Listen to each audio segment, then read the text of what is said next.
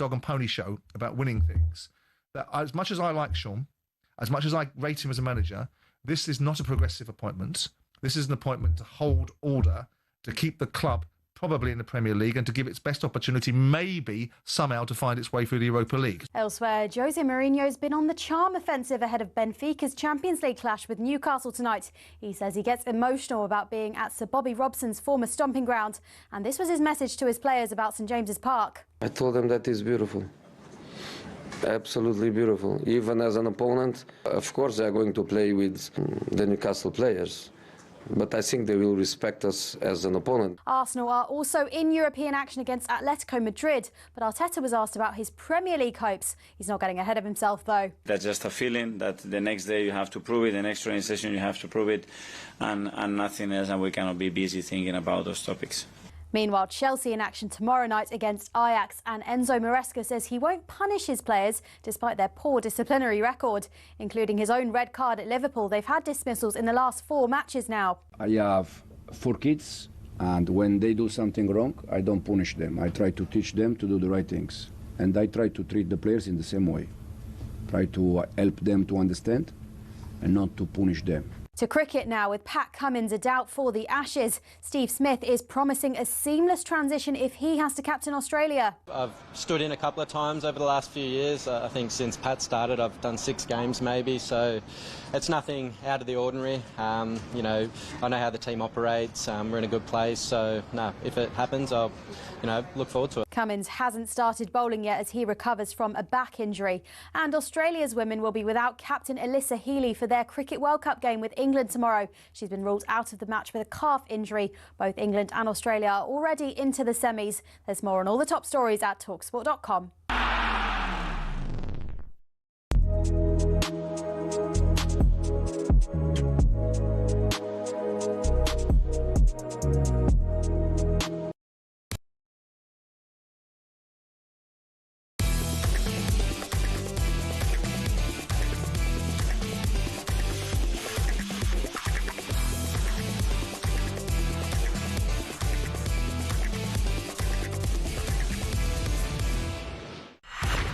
Hello and welcome to talkSPORT Goals, brought to you by Final One Standing. It's new from William Hill, 18 plus. The gamble aware terms and conditions apply. Tuesday, October the 21st, which means it is a Champions League evening on talkSPORT Goals. I'm your host, Sam Ellard. Alongside me this evening, Jack Cunningham. talkSPORT Goals debut for James Bayliss. Welcome to the show, James. And to my right-hand side, Abby Summers. Good evening, guys. How are we? Are we looking forward to some Champions League football tonight? Yes. Champions League football back. Good. That's James's part. Yes. And just James is just so used to this sort of blasé, group league phase. You're almost like, do we have to do this again? Have to beat Atletico Madrid at home to get into the next round? Or just, So we went 7 years without it, so I'm not taking it too for granted just now. Good man. Yeah. So talkSPORT Goals will be taking you through all of the Champions League action. They'll be watching all of the games, keeping you across what's happening in Europe. Also, as well, there's a busy evening in the Championship. 2 games though.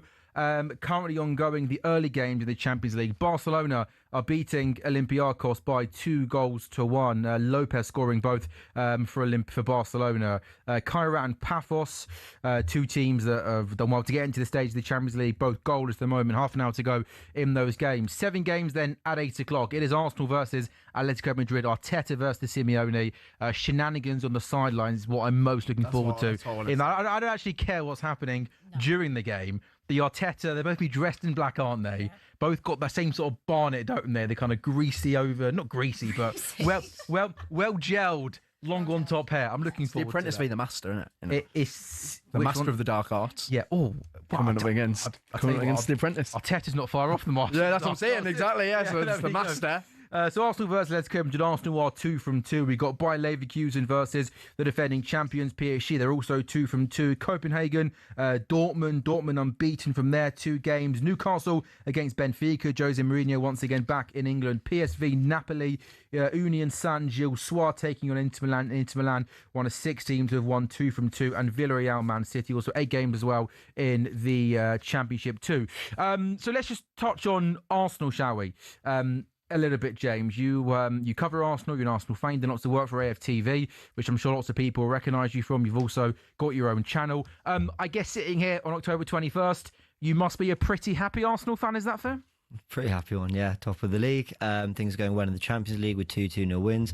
And a good test tonight, Atletico Madrid. I think last time they came, they had the man sent off, went 1-0 up with Lacazette, and then somehow, ended up drawing that. And it was a typical Simeone kind of masterclass to go on and win the Europa League. But that was the Europa League competition we wanted to win to get out of it. Now it's a Champions League night. And this new format's really interesting because I think you should be winning your home games, but when it gets quite late in the day, do you throw everything at it to get the win because there's so many games to go? Is probably more detrimental to lose. So it's going to be a really interesting game. Two managers that, look, I actually think Arteta plays more attacking football than people give him credit for. But the defensive... I knew this was going to start. It's going to be 90 minutes of defending a narrative, only to watch a 0-0. The shot love defending. I know. Yeah, I know. The best way to end the narrative would be an 88th minute Gabriel goal from a corner. Yeah, absolutely. In a 1-0 win with 2 shots on target. But no, I think... Look, if Arsenal want to win this game, you got to come out your shell a little bit. You've got to be on the front foot. And I actually think at the Emirates we have been a little bit more. The only sort of slip-up was that 45 minutes against City with Mourinho in the 10. Other than that, I think we tried to be on the front foot. We're going to need to be if we're going to win tonight. Just confirmation then of the Arsenal team this evening. It is kind of as you'd expect. David Raya in goal, Timber, Saliba, Gabriel. Lewis Skelly actually plays the left back, not Calafiori. It's Zubimendi, Rice, Eze, the midfield 3. Saka from the right, Gyokeres through the line, and Martinelli comes in on the left-hand side. Obviously, James, Liverpool, of course, as we know, we'll talk about them a bit later on in the show, are in a bad run of form at the moment. But just as a whole on Arsenal, when you look at how close you've come in the last couple of seasons, the business you've done in the summer, and this start to the season, when you look at what you've got, does it look like a team that's capable of winning the league this season? Yes. Why the hesitation? Because I think part of my enthusiasm comes admittedly from Liverpool and City not looking 100%. And the reality is that the best manager in the league is Pep Guardiola. The best player in the league is Erling Haaland. The clubs that have done it are Liverpool and City, and the most recent club to do it are Liverpool with Mo Salah and Van Dijk. And so I think on that level, Arsenal still don't quite compete in terms of the best manager or the best player. But then I think when you look at the squad depth, and you look at the 11, and you look at the options Arsenal have for playing against teams, whether it be, 2 touchline wingers, double 10s, you've got Gyokeres up front, but you could go for a false 9, so many options in the back 4. I actually think it's our unpredictability and our ability to have different solutions to problems that gives us an edge over Liverpool and City when they're struggling for plan A a little bit. So that's kind of the one thing, is do we do it a different way? Not with the best manager, not with the best player, but as a collective getting over the line. I appreciate that, Guardiola's Guardiola, and obviously Slott's come in and won, the league in his first season, but do you not class Arteta as a world-class coach? Because I do, and you're the Arsenal fan and not me, and I know that he hasn't won that league yet. But this is not even me just saying it from a hating perspective, but I think that to say that someone is world-class, they would have had to have won a Premier League, a Champions League, or consistently won big trophies. We're talking about one FA Cup and some Community Shields. I don't think you can put... He's a very good manager. I don't think you can say he's world-class. I say that, but because... And I take your point, and he's come close, hasn't he, in the last couple of years up against some seriously good Man City teams. But I just look at what he inherited, what he took over, and kind of the steady progress. Yeah. And I think as a coach, I put him in that bracket. In the tier below, let's say your Guardiolas and your Klopps when he was in the league. So I'm saying maybe in that. But I think as a coach, I think unless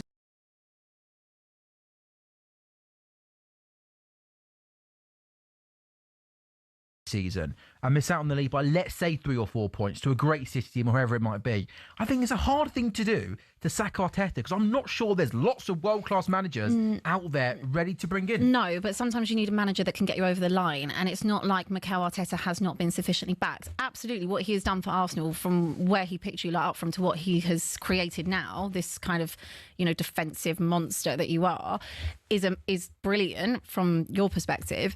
But I think that there does come a point where he might just not be the man to take you forward. Like, he might not be the man to get you over the line, and some managers can do that, some managers can't do that. It doesn't necessarily take away from what he's built, but there will come a point where second again, like, is just really not going to cut it. Like, when they've spent... You've spent, what is it, like, billion now? Like, it's not like he hasn't been backed. Well, every club spent money, though. And also, yes, but he has been backed. It's not an argument that you don't have the squad assembled now. Yeah, you he's do. been backed. Yeah. I've seen our good friend Sports Bar, Jamie. Have you seen Jamie Harrow's comments today? On Sky. Yes, I've only got one line here of the quote, so apologies, Jamie. But I've just seen Jamie taking pelters from Arsenal fans all day. This is on Arteta today on Sky. He's not a top 10 manager in the world. Glasner is better. All I know, in the top 10 managers in the world. I mean, top 10. I would love someone to name 10 better than Arteta in the world, but I Shall we? All I know you can if you want. He's on this show later, so I totally agree with him. And yeah, fair play. No, in all seriousness, I that's the thing. Can you name 10 better? I don't think you can personally. Do you know what I think Arteta is? For me, he's on that cusp of. I think he's like one title away. Like if say the Premier or the Champions League, he's one of those away, which is easy to say, right? But from basically being unanimously agreed upon as maybe a world-class manager, but he needs that one. I do think it's that. It's about getting over the line. As soon as he actually does, and then you take into account all of his work he's already put in, then you can say... Do you think they go over the line this season? Yeah, I'm looking at it. I think at the moment, this Arsenal squad, then it is beyond Arteta if it doesn't win, because this squad is genuinely unbelievable. Their defensive options are on another level. And then you've got Eze in their team now. He makes a huge difference. You know, Gyokeres is struggling up front, but they have spent a lot of money on a striker. To be fair, in the way it's working with him so far, I think he deserves criticism. But actually, the team are winning with him in the team, so I suppose you can't necessarily criticise it for that. But ultimately, my thing with world class, it's the same for everything. Your world class is different to my world class. Exactly. Yeah. World class is such a subjective term. I think because if I was going for like a player, for example, I'd say the world class is top 5 in their position. For a manager, a world class, I'm not really sure what I would say it is, so I just think it's the problem with that term. Sure, I mean, I think if we are doing it then on top 5 managers in the world, I'm not sure. Well, Abby, feel free just to name 10 throughout the course of the show if you want. I will. Yeah. Give me some time. Is Thomas Frank in there? No. Not yet. I was hoping you were going to say yes. Don't be mean about Thomas Frank. We did lots of. You know, I love Thomas Frank. I like Thomas Frank. Abby, from your Arsenal hate-watching point of view, are you more angry at Liverpool's bad start than I am? Because are you worried basically? Well, I sat here a few weeks ago and I said I'm not having sleepless nights, and now you've just absolutely capitulated before my eyes in the last few weeks. You know, I don't. What's going on with you? Because I'm going to have to go back to City at some point, and I'm going to have to defect. Because I can't. I mean, I can't bank on Spurs. That would be ridiculous. Well, no, obviously not. Obviously not. And I thought, you know, you might have a few teething issues, but it's just looking like you're not going to be it. And then City are just kind of slowly doing their business very quietly. Will they, won't they? I mean, we've seen them have quiet starts before. Like, I need to take my eggs out your basket, Sam. Yeah, no, that's fine. You can put it in City's basket if you want. Do you Jack's there talking about, you know, no doubt they're a good team, he's a good coach. It's about getting over the line, you know, being able to deliver for Arsenal. I don't know, I just feel like they've got maybe a different vibe about them this season. Lots of strength in depth, not conceding goals, a year wiser, a year more experienced, a year more games under their belt. Yeah. You know, does it feel a little bit different in terms of getting over the line for Arsenal? It's definitely their season. I think they've assembled an unbelievable squad. I mean, defensively, they are just ridiculous. I think that Mikel Arteta has maybe pivoted a little bit. Like, we've seen it a little bit last season, and I was one to kind of take the mickey out of it, that you were very much like Stoke early doors. And you've now kind of set the trend, because we've gone back to, like, you know, the long throw-ins and all that. Like, you're all welcome. We'll see 4-4-2 happening. And Kevin Danzo launched the ball in the box. You know, I mean, that's the greatest long throw-in. That's looking to Rory Delap, that Kevin Danzo throw. It's a pretty good long throw. But we're clearly going back to a different type of era of football, which I'm fine. It's very Barclays. I think that he's maybe gone away from like trying to out-Pep in certain things, or, you know, go toe-to-toe in that sense, even though I think Arsenal could with the kind of attacking players you do have. And maybe he's gone more of like a Jose route. Maybe he's like, defences will win you leagues and attacks will win you games. So that's fine. Whatever way you do it is how you do it. 3 goals all season in all comps. Did you say that they're on course at the moment to break the Chelsea? Well, it's a long... I mean, look, it's just based on what's happened so far. I still can't believe, when you hear that number, it's crazy. That doesn't sound real. No, 15 goals that actually happened in a Premier League 38 games. Yeah, I know. Crazy. It won't get done. I don't think it will. No, I don't think it almost will. was impossible. Same way as the Invincibles will never get done again. I can't imagine it to be done again. I'll give them credit where it's due. I know. I'm on soft over the summer. What I would say, though, is, and again, I'm being very nice to Arsenal, very complimentary, it's just the ability that you, like, suffocate teams. Like, I don't know what the stat was. I saw it earlier today, but it's the fact that, like, you just don't allow teams to have any shots on your goal. Like, you just snuff it out before it even becomes a thing. And even if you are winning games by set pieces, excuses, which I was having an argument with someone earlier about, that's okay, because that's actually that's your strength. That's what you've worked on tirelessly, and that is what you're good at. So if you're going to win a league, then do it whichever way you're going to win it. Hopefully you don't. Hopefully Liverpool start to kind of fix up, or City, or anyone. But I mean, if they do it, then fair play to them, because they've assembled a squad, spent money. And mentality-wise, that is my question, whether or not they've got the mentality to actually do it. That's what I was questioning a few weeks ago. I don't know. Time will tell. I've seen Arsenal have a lead, running away with the league, and then bottle it. I've seen Arsenal, beat Madrid, and they think they're winning it. Then they pull out the tifo, and it's very underwhelming. So I don't know. Let's ask me in like Feb. There's quite a few things to address there. On the mentality one's a great question. I know it sounds early, I know it sounds a bit silly, but I actually want to praise the team that they look like they've got the hunger for a fourth season in a row, because I know we talk about the teams going again after winning it, but imagine being the team that's kind of gone the distance and not go over the line. Like, it's like... Well, that was Liverpool for a long time. Yeah. But they won a Champions League, and then there were Carabaos and FA Cups. And when we talk about what Arteta needs to achieve this season, for me, we talk too much about the Premier League. I think it's the trophies in general, because it's not that we did 3 years in a row finishing second. It's disappointing we didn't win the title. That is so difficult to do. And that step from second to first is probably the hardest step in all of it.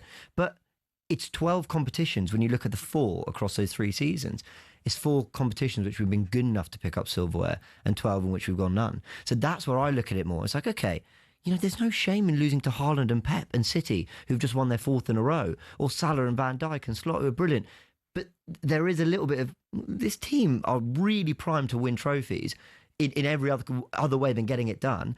And like I said, in 12 competitions, one of them being the Europa League, they haven't got over the line at all. That's where my disappointment is, more than just, we haven't won the league. That's difficult to do. I'll ask you this question then, Jack, as someone who, with all due respect, won't be in a title race this season. Yep. Well, Adam Pardew, I think, said on talkSPORT a few weeks ago. He did. Yeah, we beat Nottingham. We beat Nottingham Forest 2-0 at home. I have to say, I've got a lot of respect for Adam Pardew. Yeah, I was a bold claim pass. Yeah, I was on the train back from the Newcastle game and heard that. You thought, wow, there we go. As then like a neutral in the Liverpool City Arsenal title race, would you like to see Arsenal win it? Because Arteta has built something so good over the last 5 seasons, would you almost like a payoff at the end of the season for Arsenal in that respect, or do you not really care? I don't want Arsenal to win it. Thank you. I knew he wouldn't. And it's nothing to do with... It's nothing to do with the team they've got in there. It's just some of the fan base. It is. It's not you. You have a very lovely relationship. Poor Arsenal fan. I know, but they've got a reputation for a reason. And but I will say, Liverpool fans this summer. Yeah, wow. The way the Isak thing went down and the way they went on, that was like, it's just the pecking order of things.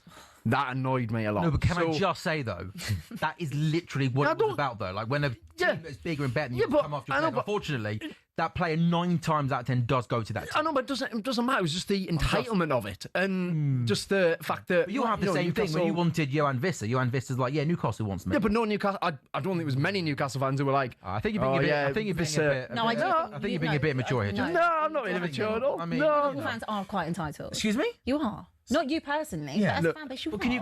What do you mean entitled? Like, I get it. You're great. You're a great team, but you are entitled. Like the way that you. Can you elaborate what entitled means? What entitled means? We are football fans to support our team. And but it's just kind and obviously when Isak was linked with us, we wanted. No, of course you want to see him, but there's wanting a player. Like you wanted Kudus off West Ham. Yeah, great. And we just took him. Great. Okay. That's fine. That's a pecking order thing as well. Yes, obviously. So but my point is because I think it's just the demeanour. It's like how we talk about Arsenal fans, and I don't want to include you in this because I actually think you're quite a sane Arsenal fan. We get on very, very well, and I've noticed we do. We've worked together for a long time. Have you really? Where? Yeah, between DR and AFTV. All right, good for you. Yes. So we've had lots of nice conversations about Spurs and Arsenal. We get on. Why Liverpool fans entitled? Because you just are. You do just walk around as if like it's not really an answer. It's help me because it's hard. It's hard without kind of naming. You slandered my fan base. Oh, I've just said lovely Liverpool fans. Well, there we go. Jack agrees. City to win the league. No, it was just the way I thought the Isak thing went down. The way some Liverpool fans acted. Not every Liverpool fan, and it really wound me up. It did wound me up because I don't mind Alexander Isak, not Liverpool fans. You don't think I'm not angry at Alexander Isak? I've been doing hate watches on my phone. Off to a good start, to be fair, aren't you? It's been great. It's been great. But out of them, City don't win for me because they don't rile me up in any way. Liverpool Arsenal fans do rile me up. So City. We're sorry. Okay, good stuff. This is talkSPORT Goals. We are with you until, what time are we doing? About 10 o'clock, just after 10 o'clock, then it's the Sports Bar. On the Arsenal game, by the way, Arsenal Atletico this evening, the William Hill epic boost for the Arsenal game tonight is Gyokeres or Saka to score any time. It was 8-15. It's now evens. Max bet £10, 18 plus. Gambleaware.org. We'll take a very quick break on talkSPORT Goals. When we come back, I'm going to tell you what's been happening in the Champions League. Barcelona now 4-1 up in their game. They're absolutely cruising. Details on that shortly. Team losing the other two games, and we'll talk a little bit about Liverpool. Something tells me we could be in for a fun evening tonight on talkSPORT Goals.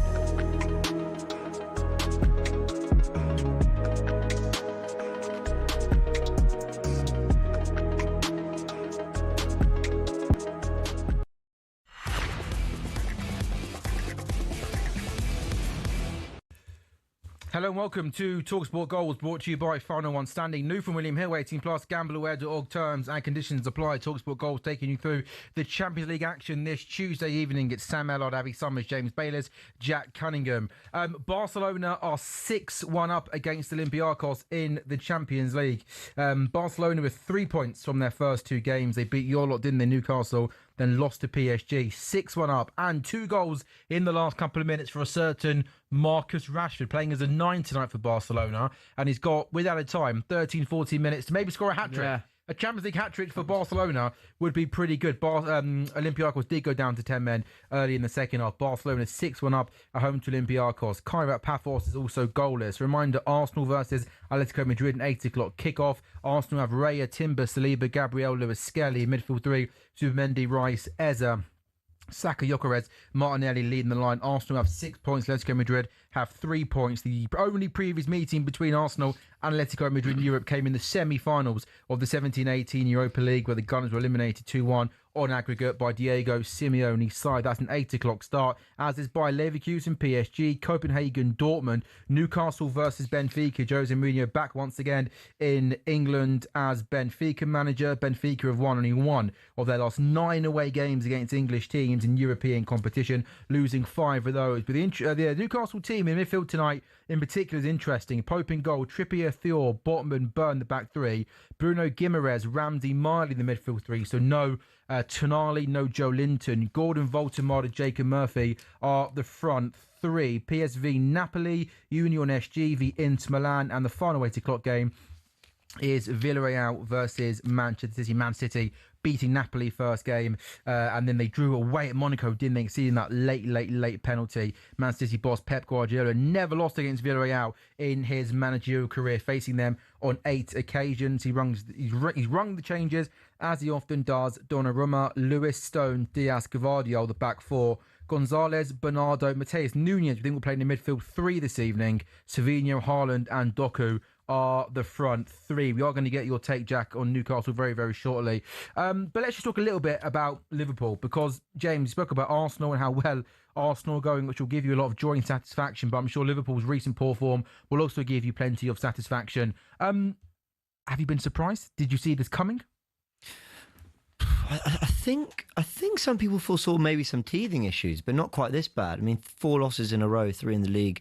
Obviously, a couple of them to really late goals. Actually, all of them late goals when you think about it. That's been strange to see. I think the thing is, Liverpool can still play some great attacking football. They lost the other day to United, but in defeat, and probably a deserving defeat, they still missed quite a few chances in that game. So they're entertainers, Liverpool. I'm not surprised that hasn't changed. I think what's surprising is that when Slot arrived, we all praised the ability to take what Klopp's sort of fierce football was about and actually channel it into something a little bit more controlled, slow the tempo a little bit more in terms of defensive discipline. And then they built on what they did really well, go and win the league, deservedly so. I thought they were terrific. And actually, then you go back to that interview you had with Carragher, and actually the message was attacking football, really front-footed, get forward. That's true of the fullbacks they've signed. That's true of the 2 strikers they brought in, going from a flat midfield. It wasn't a flat midfield, it was McAllister and Gravenberch. But Szoboszlai works really hard. You now got Wirtz more for his creativity. So many dynamics of Liverpool's team has changed, and it's just not, well, it's not really clicked at all. I know they won 5 in a row, but with a lot of heart and a lot of fight and a lot of kind of last-minute quality. And luck, if you're being honest. Yeah, I didn't want to say it. But any of the performances were good, were they? Really? No. Games. No, in those first 5 games, no. Really. It almost feels, Abby, that maybe at the moment it just looks like too many players have come in and Arne Slot is almost trying to, game by game, on the go, almost work out what his best team is, what his best system is, and how to kind of fit these guys in, the new signings in, and get the best out of them. Yeah, I think that's pretty accurate. I also think that just when you make so many wholesale changes, and they are wholesale if you think about it from a Trent perspective. I know that some Liverpool fans won't even refer to him his name. He's just number 66 now. But you know what you've lost in someone like Trent, he's probably better than people would give him credit for defensively. People have been on his back for years about his defensive ability. He's actually, I think, now probably getting the credit he deserved in that aspect. Defensively anyway. Yeah, wow. Absolutely. But they are a different player. Like in the sense that Trent is like the pinnacle, I think, of that position, and also kind of like how he gets forward and how the cohesion between him and Mohamed Salah. I think Salah is massively missing that. I think him and Frimpong kind of take up similar spaces as well when you watch them. So they have to kind of work out that dynamic between them. Go to the other side. Obviously now Andy Robertson is still there, but you've got Gyokeres, who was great last season, but again, fitting that in. You also pair that with the fact that you didn't get another centre-back. I know you were going to kind of rely on Leone, which is crazy because he's 18 before he even got the injury. But you look at Konate, who there are contract negotiations still, kind of what's he kind of doing in that sense. You look at Virgil van Dijk, who, yes, although he is a brilliant player, he is not having the greatest season at the moment. Neither is McAllister. Gravenberch was brilliant last season, both of them in that kind of little pivot they had. It was such a small tweak that Arne Slot made last season in that midfield that it basically still was kind of Klopp's team. It just was slightly more pragmatic at times. And now the Slot era has now fully finished, and now we're going into the Arne Slot era, which is fine, but you also have to now judge Arne Slot on the players he's brought in. I don't expect him to bring all these players in and then all gel straight away. You know, Isak, again, is a bit of a weird one because he's only come from up north, you know, and you look at Ekitike, who's fit in quite quickly and quite easily. Yeah. There are arguments that maybe Ekitike should be starting that. Do you drop Mohamed Salah? These are questions that you have to start answering, because we're not living in a Jurgen Klopp era anymore. You're living in an Arne Slot era, and what is best for Arne Slot's style of play? What's best for his team? What does he want to build? But I do think sometimes when you don't bring in players and then you bring in all of this amazing talent at once, you are going to have problems in that. And it is a transitional season. Obviously, we all thought, when you look on paper, amazing, you've got all of these unbelievable players, you spent 400 odd million, but maybe that would have been better to be drip fed in rather than all in one go and getting out a lot of the old guard. I also just think that it is such, not even mismanagement, but just the biggest oversight that your only defensive target was Mark Gahey. And that was still rumbling on to the last game of the season, last day of the transfer window. How there wasn't another option that was available. They just assumed they were going to get. I know, but there had to be another option that you were looking at or you wanted. I suppose they signed Leone. And yeah, but you can't rely on that. No, I know, he's an 18-year-old from Parma. Joe Gomez gets injured a lot as well. I know Konate was good last season, but again, I do think that there's a little bit of passing the buck at the moment going on for Virgil van Dijk and the rest of that back line. I do think, even the Gyokeres thing the other day, he kicks the ball in Gyokeres' face and then he's screaming and shouting at Gyokeres. You do also have to take responsibility, I think, for your own performances, and that's not to say that Virgil van Dijk isn't unbelievable, but at the moment they're just a little bit all over the place. But I think, from that perspective of not getting a centre-back, you didn't probably need to get as many players. And we haven't even spoken about Florian Wirtz. I think the centre-back one is really interesting. The majority of our business in the summer was done quite quickly. We were quite authoritative with everything. So I do agree with your point that it was weird that we left Gahey so late in the window and didn't have other options. But I do agree with your point. Is that the arrogance that you're talking about? I don't think it's arrogance. No, I just think that we thought a deal could get done. They did just think it was going to happen. And Palace rightly said no.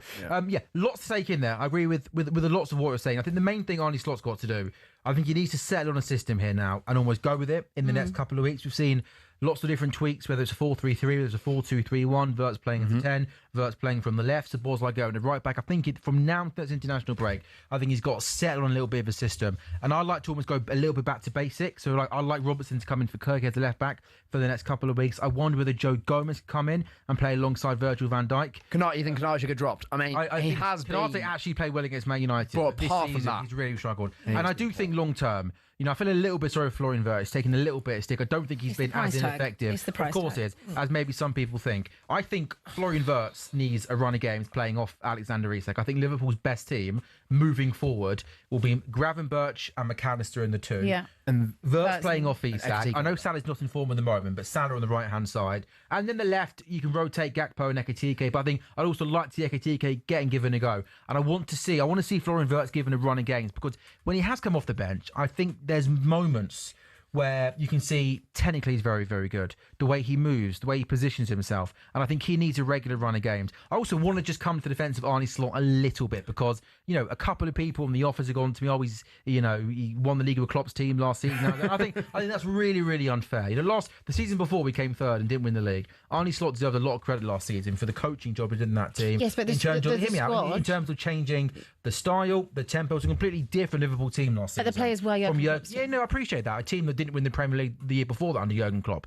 But Arne Slot changed lots of things in terms of the high pressing style wasn't there. It was much more patient, much better build-up play. We moved Gravenberch deeper. So I think we've got to give Arne Slot, obviously he will get time. He deserves time to turn this around. And I've got absolutely no doubt that he's going to do that. Also, probably doesn't help is like Salah. The Salah one's interesting. How do you see it, Jack? The Salah one's interesting because I think it's basically since he signed his new contract. And it's also kind of in March before that, because sort of go back to the Carabao Cup final, because that was a great day. But he was awful in that game. And then from that point onwards, I didn't say anything from Salah. And even at the start of the season, he was getting goals and assists. But you were watching him in the games, and everything he was doing was wrong. He's looking way off it. When you beat Burnley 1-0, he scored the winning penalty, right? Fair play. But in the game, it was dreadful. Everything he did was terrible. And I think with Liverpool, I don't get what they did with Gyokeres, because at Bournemouth, Gyokeres was an up and down left back, bombing forward, bombing back. He looked like the best left back in the Premier League last season. In fact, I'm pretty sure he got in the team of the season because he was excellent. And now Liverpool play him he drops in or back three when you have the ball, and he doesn't bomb forward. And I think that's probably because Gakpo and I suppose McAllister drifts out of that left hand side as well. And you're not getting the best out of Gyokeres. And then defensively, he looks slow. He looks off it. Teams are going down his side quite easily. He's being targeted almost every game, yeah. He's struggling. Now, we can get on to Isak, of course, which I'm very much happy to do so. Go on. I think with Isak, I just don't see how you can force your move out for Newcastle United, fair play, not play any pre-season, not a single game, not a single minute of the first 3 Premier League games, and then just expect to rock up at Liverpool, the champions, and be at your top level. Well, how do you know? He might not. But I don't think anybody thought he was going to come in 4th game of the Premier League season, his first game, and be. But I still think by now. I think we all knew it was going to take a few weeks. But Slot said already now he thinks he's fully fit. Yeah, for the last game. And against Manchester United, did absolutely nothing. Had that 1-on-1. That was his first shot on target he's had, by the way, since joining Liverpool in the Premier League. Really? Yeah, first shot on target. Do you think it added pressure that Ekitike made such a great Well, I think in my view, the Ekitike Isak thing is very strange, because I think once Liverpool signed Ekitike, they probably should have just not actually signed Isak. simply because of the fact that Ekitike was signed in the sense of he's got a lot of the same attributes as Alexander Isak. They're almost the same player in a lot of ways. Ekitike is younger. There's more and can play from the potential there, and he can play from the left. Isak can play from the left when he wants to track back, but I just think it's disrupted the team, and I think Liverpool almost felt maybe obliged to sign him because they'd sort of promised to do that, and expensive obligation. Well, they'd promised to do it, and then he'd also made that view of, right, I'm not playing for Newcastle again, I'm on strike, whatever. Look, it probably will all work out for Isak in the end. He's too good of a centre forward. He is a top striker, but what we'll say is even at Newcastle, he did miss a lot of opportunities and stuff, and the way Newcastle played, it was built around Isak. Like Jacob Murphy's entire job was to get the ball in Alexander Isak. Like last season, they were they combined for the most goals in the Premier League. Yeah. Because Jacob Murphy's job was, right, where's Alex? Bosh, cross into the area. Bosh. Alex scores. But it's not like that at Liverpool. And we've seen that in the Chelsea game where Salah got the ball on the right hand side a few times, and Isak made a great runs in behind, would have been in 1-on-1. Salah ignores him, shoots, blasts it miles over the bar. And Isak's standing there like, where's the pass through? Where's Jacob Murphy when you need him? Jacob Murphy when you need him? So what I'm saying is basically, Jacob Murphy's the reason Alexander Isak's the 130 That's what I'm basically saying. Are you angling for a Salah Murphy swap? No, you're not Murphy. From a Liverpool, that's what we need. Taking Murphy off it. Newcastle can't sell another player at Liverpool. Stop that. That's not happening again. Tell you what, Sandro Tonali. Yeah. I'm looking forward to that. I don't think you need anything else other than a centre back at the moment. How are you feeling about it? I just haven't seen you, so I'm kind of curious. It's not often you really get to speak to Liverpool fans when they've lost four in a row. 4 in a row, first time since November 2014. I'm shocked. To lose 4 in a row, given how good, how dominant, and the teams you played. Yeah, but I think let's not disrespect. Well, the Chelsea one, the United, but I think Palace are class. Palace were Galatasaray away. Atmosphere, yeah. These are top professional footballers. I'm surprised, but I mean, like, I'm nowhere near. You panicking? Panic stations yet? No. Is this a crisis? It's absolutely not a crisis. Arne Slott's a really good coach. Yeah. He's going to sort things out. Players like Salah and Van Dijk and McAllister and Isak are too good of a players not to find form. And once they do find form, I think things are going to click. And when William Hill were on with us a couple of weeks ago, I think they said, "What are you laughing at? Go on, what?" Honestly, producer Jamie, ever since he started hosting, producing Inside Chelsea, he's got in for Liverpool. You know that. Will we make top 4, do you reckon? Yeah, I do think we'll make top 4. I reckon, you absolute numpty. I think that we get things sorted, and I think it's just lots of new players coming in. It's naturally going to take time to adapt. Certain things haven't helped, like Alexander Isak not having a pre-season. He's going to settle on a system. These good players are going to find form, and I think we will go on a run. Are you worried about the ideas, though? Because there's taking time to adapt. Yeah. But if you're adapting to the wrong ideas... Sure. Because I think what's concerning, if I'm a Liverpool fan, is you can have a bad patch, you can have some bad results. It's more that I'm not actually sure what the end goal's meant to be in terms of... Frimpong's nothing like Trent.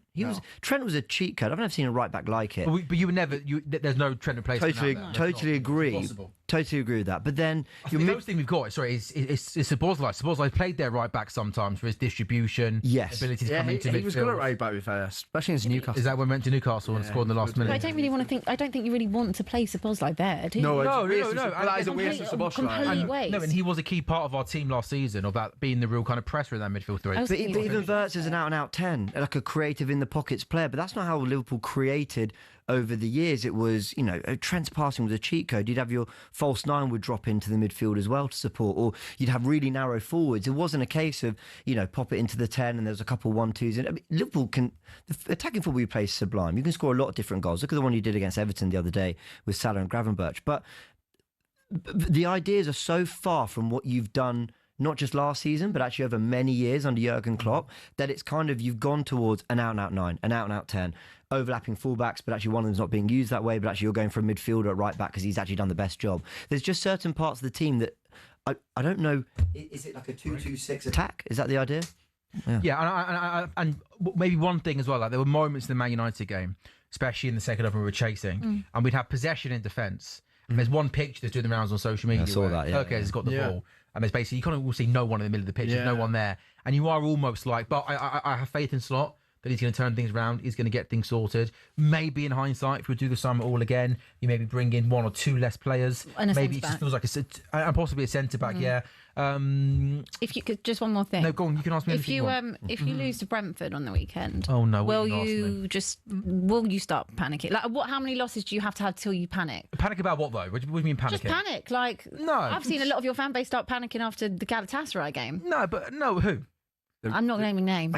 There's many a channel. There's many a fan. No, I'm not panicking. I'm not panicking. At what point will you panic? I don't think that Arne Slot should be going anywhere, but I just want to know. So what is panicking though?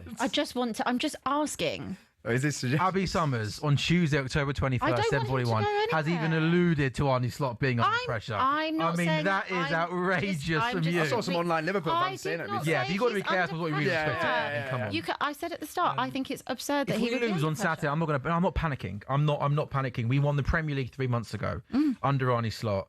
So I have full faith that he turns things around and get things sorted. You're panicking more than me, aren't you? I'm very much panicking. Very much panicking. The good thing is for me, Liverpool aren't playing tonight, so I don't have to worry about watching Liverpool on this TV. We don't have to watch Liverpool or Spurs. What are we even here this evening, I don't really know. By the way? Hate watching, yeah. Honestly, no Man City fans available? What's going on? Can't find them. Honestly, unbelievable. This is talkSPORT Goals. Confirmation 2 games have finished in the Champions League. Barca Olympiacos 6-1 Barcelona. Kairat Paphos. Guess what Kairat Paphos, the final score was? 0-0.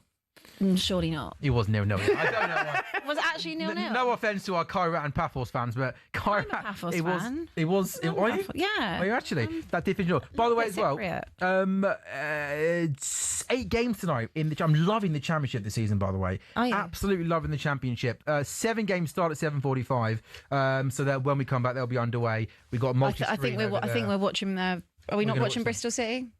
Bristol Hampton. That's an 8 o'clock start. When we come back, I'll keep you up to date with everything happened there. And we'll talk all things Newcastle with Super Jackie Cunningham. talkSPORT Goals is back in a couple of minutes' time.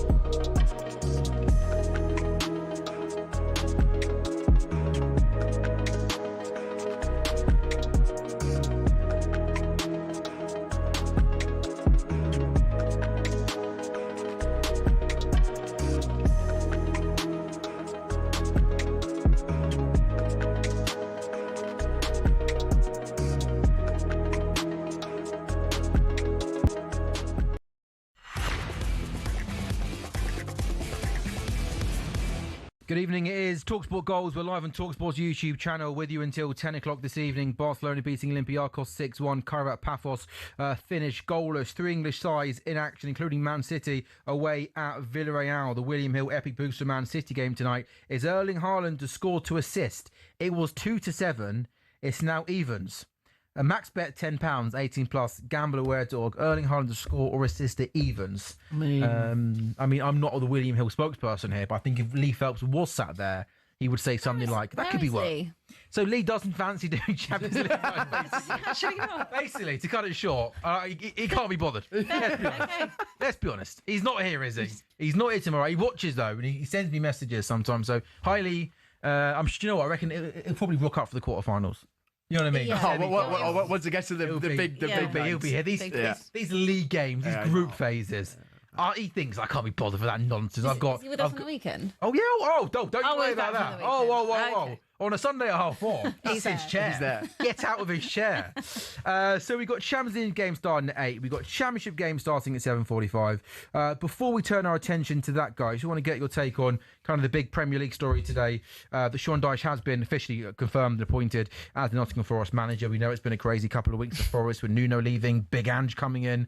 Have I seen you? I don't think I've seen you. I haven't seen you. I think Big Ange lost his job at Spurs, went to Forest, lost his job at Forest, and here you are. Yeah. But what do you make of Sean Dyche coming in at Forest? Do you think he's the right man to Abbey to try and turn their fortunes around? I mean, he's definitely a better fit than I think Ange ever would have been. I think I said to you a couple of weeks ago when he was still in a job. This was just a horrendous marriage when it came to Ange and Marinakis. Like, it just.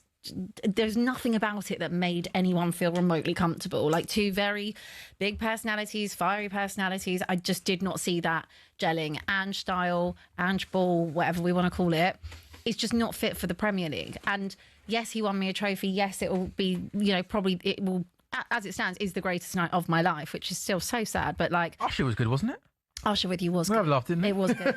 It was good. But like, that was, I will always love him for that moment, but I did not love what I watched last season. And I saw his press conference Friday where he was saying, the season before Spurs finished 5th, and he had very valid points. It wasn't anything no one spoke about last season. We all touched on that. We all said it when we were Ange in, Ange out, etc.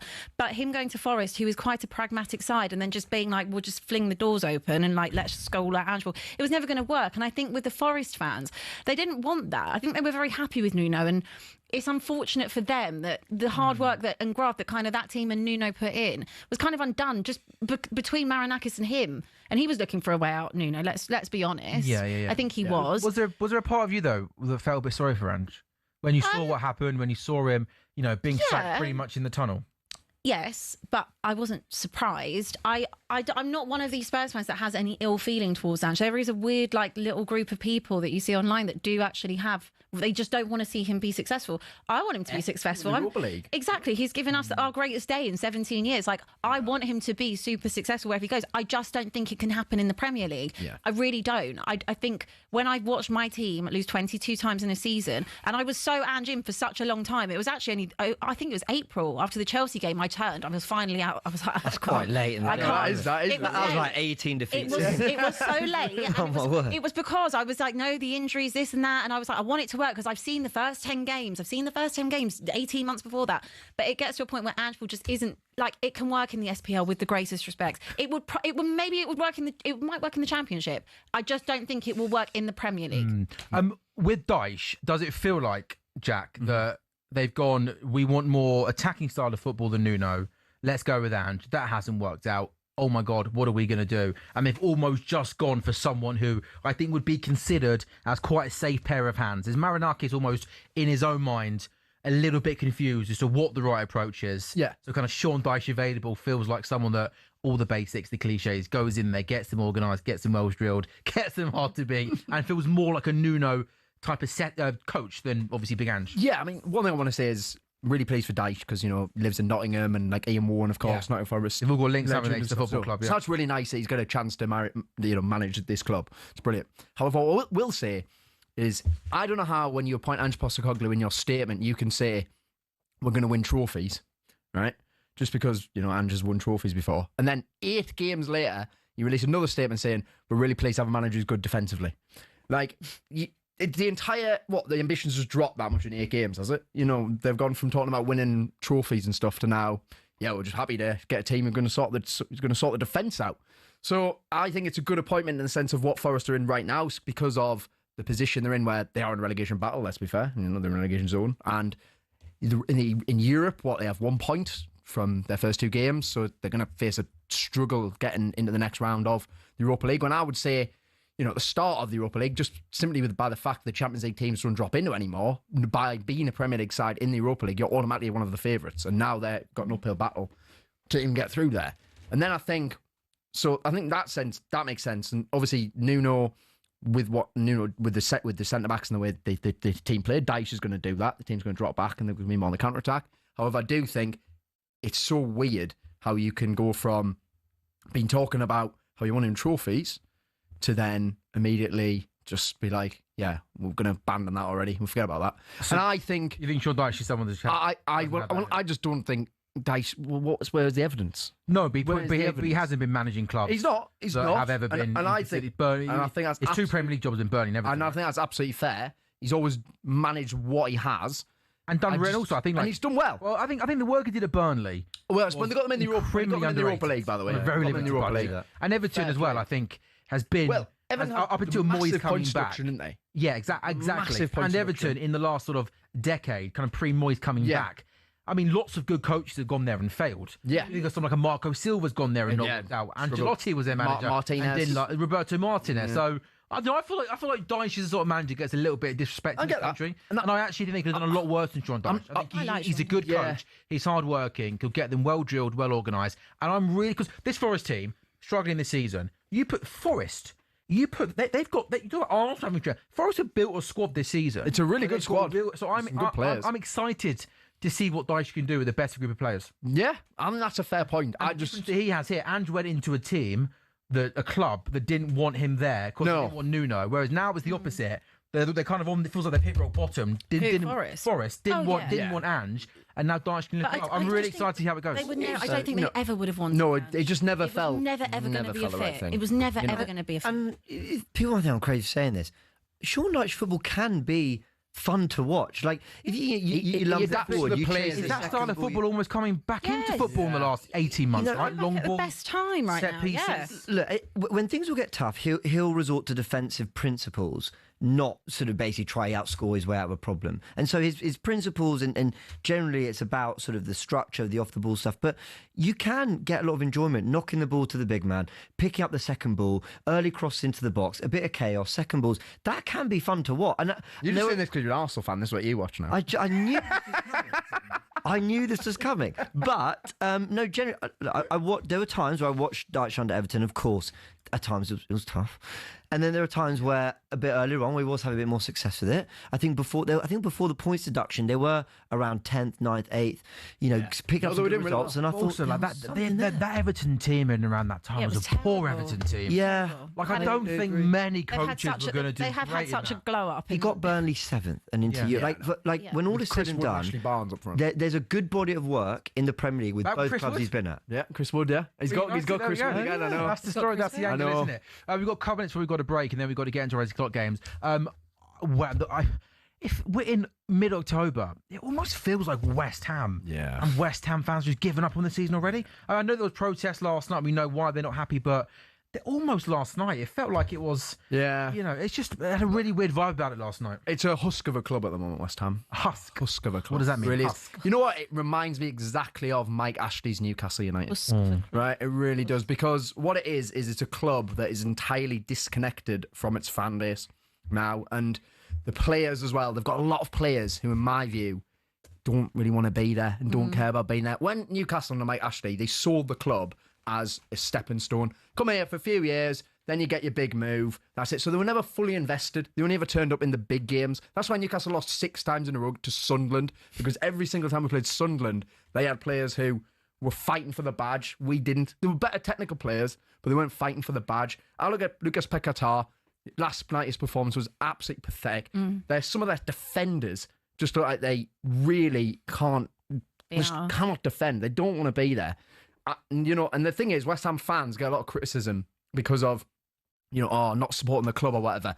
Look, it's at the point where it was exactly like with Newcastle and Ashley. It's like you have a club and their owners, and the fans are desperate to get the owners out no matter what, because the club will never improve and never go anywhere unless those owners go. They are sleepwalking into relegation. Newcastle got relegated twice under Mike Ashley, and it's going to happen to West Ham as well, because the club and the fans are disconnected. There's no saving it at this moment in time until the owners leave the football club. And West Ham is a great fan base. I've got a lot of affinity for West Ham because, as I said, I feel like they're a bit like Newcastle, working class club, working class fans, and I just think that nothing is going to change until those owners leave and West Ham get some new owners in. Look, they're never going to get the London Stadium's there to stay. They're going to have to deal with that, but that can still become a good ground, no matter what, if the fans feel like they've got a club and players who care about the badge want to be there. I have to say, Jack, I don't want to patronise you, but I think you've absolutely hit the nail on the head there with pretty much everything. I think you've summed that up absolutely fantastically. West Ham go to Leeds Friday night, by the way, live game on talkSPORT. Already feels like a massive game. Sleepwalking to relegation. The main reason why I think they won't get relegated is because of Jared Bowen. I think he'll win them enough games between now and the end of the season, and that'll be okay. It is talkSPORT Goals. We are live on talkSPORT's YouTube channel with you until 10 o'clock. We're taking one more quick break on talkSPORT Goals. Then when we come back, Arsenal in action, Newcastle in action, Man City in action. We've got lots of games in the Championship. We're taking you through a busy night of football.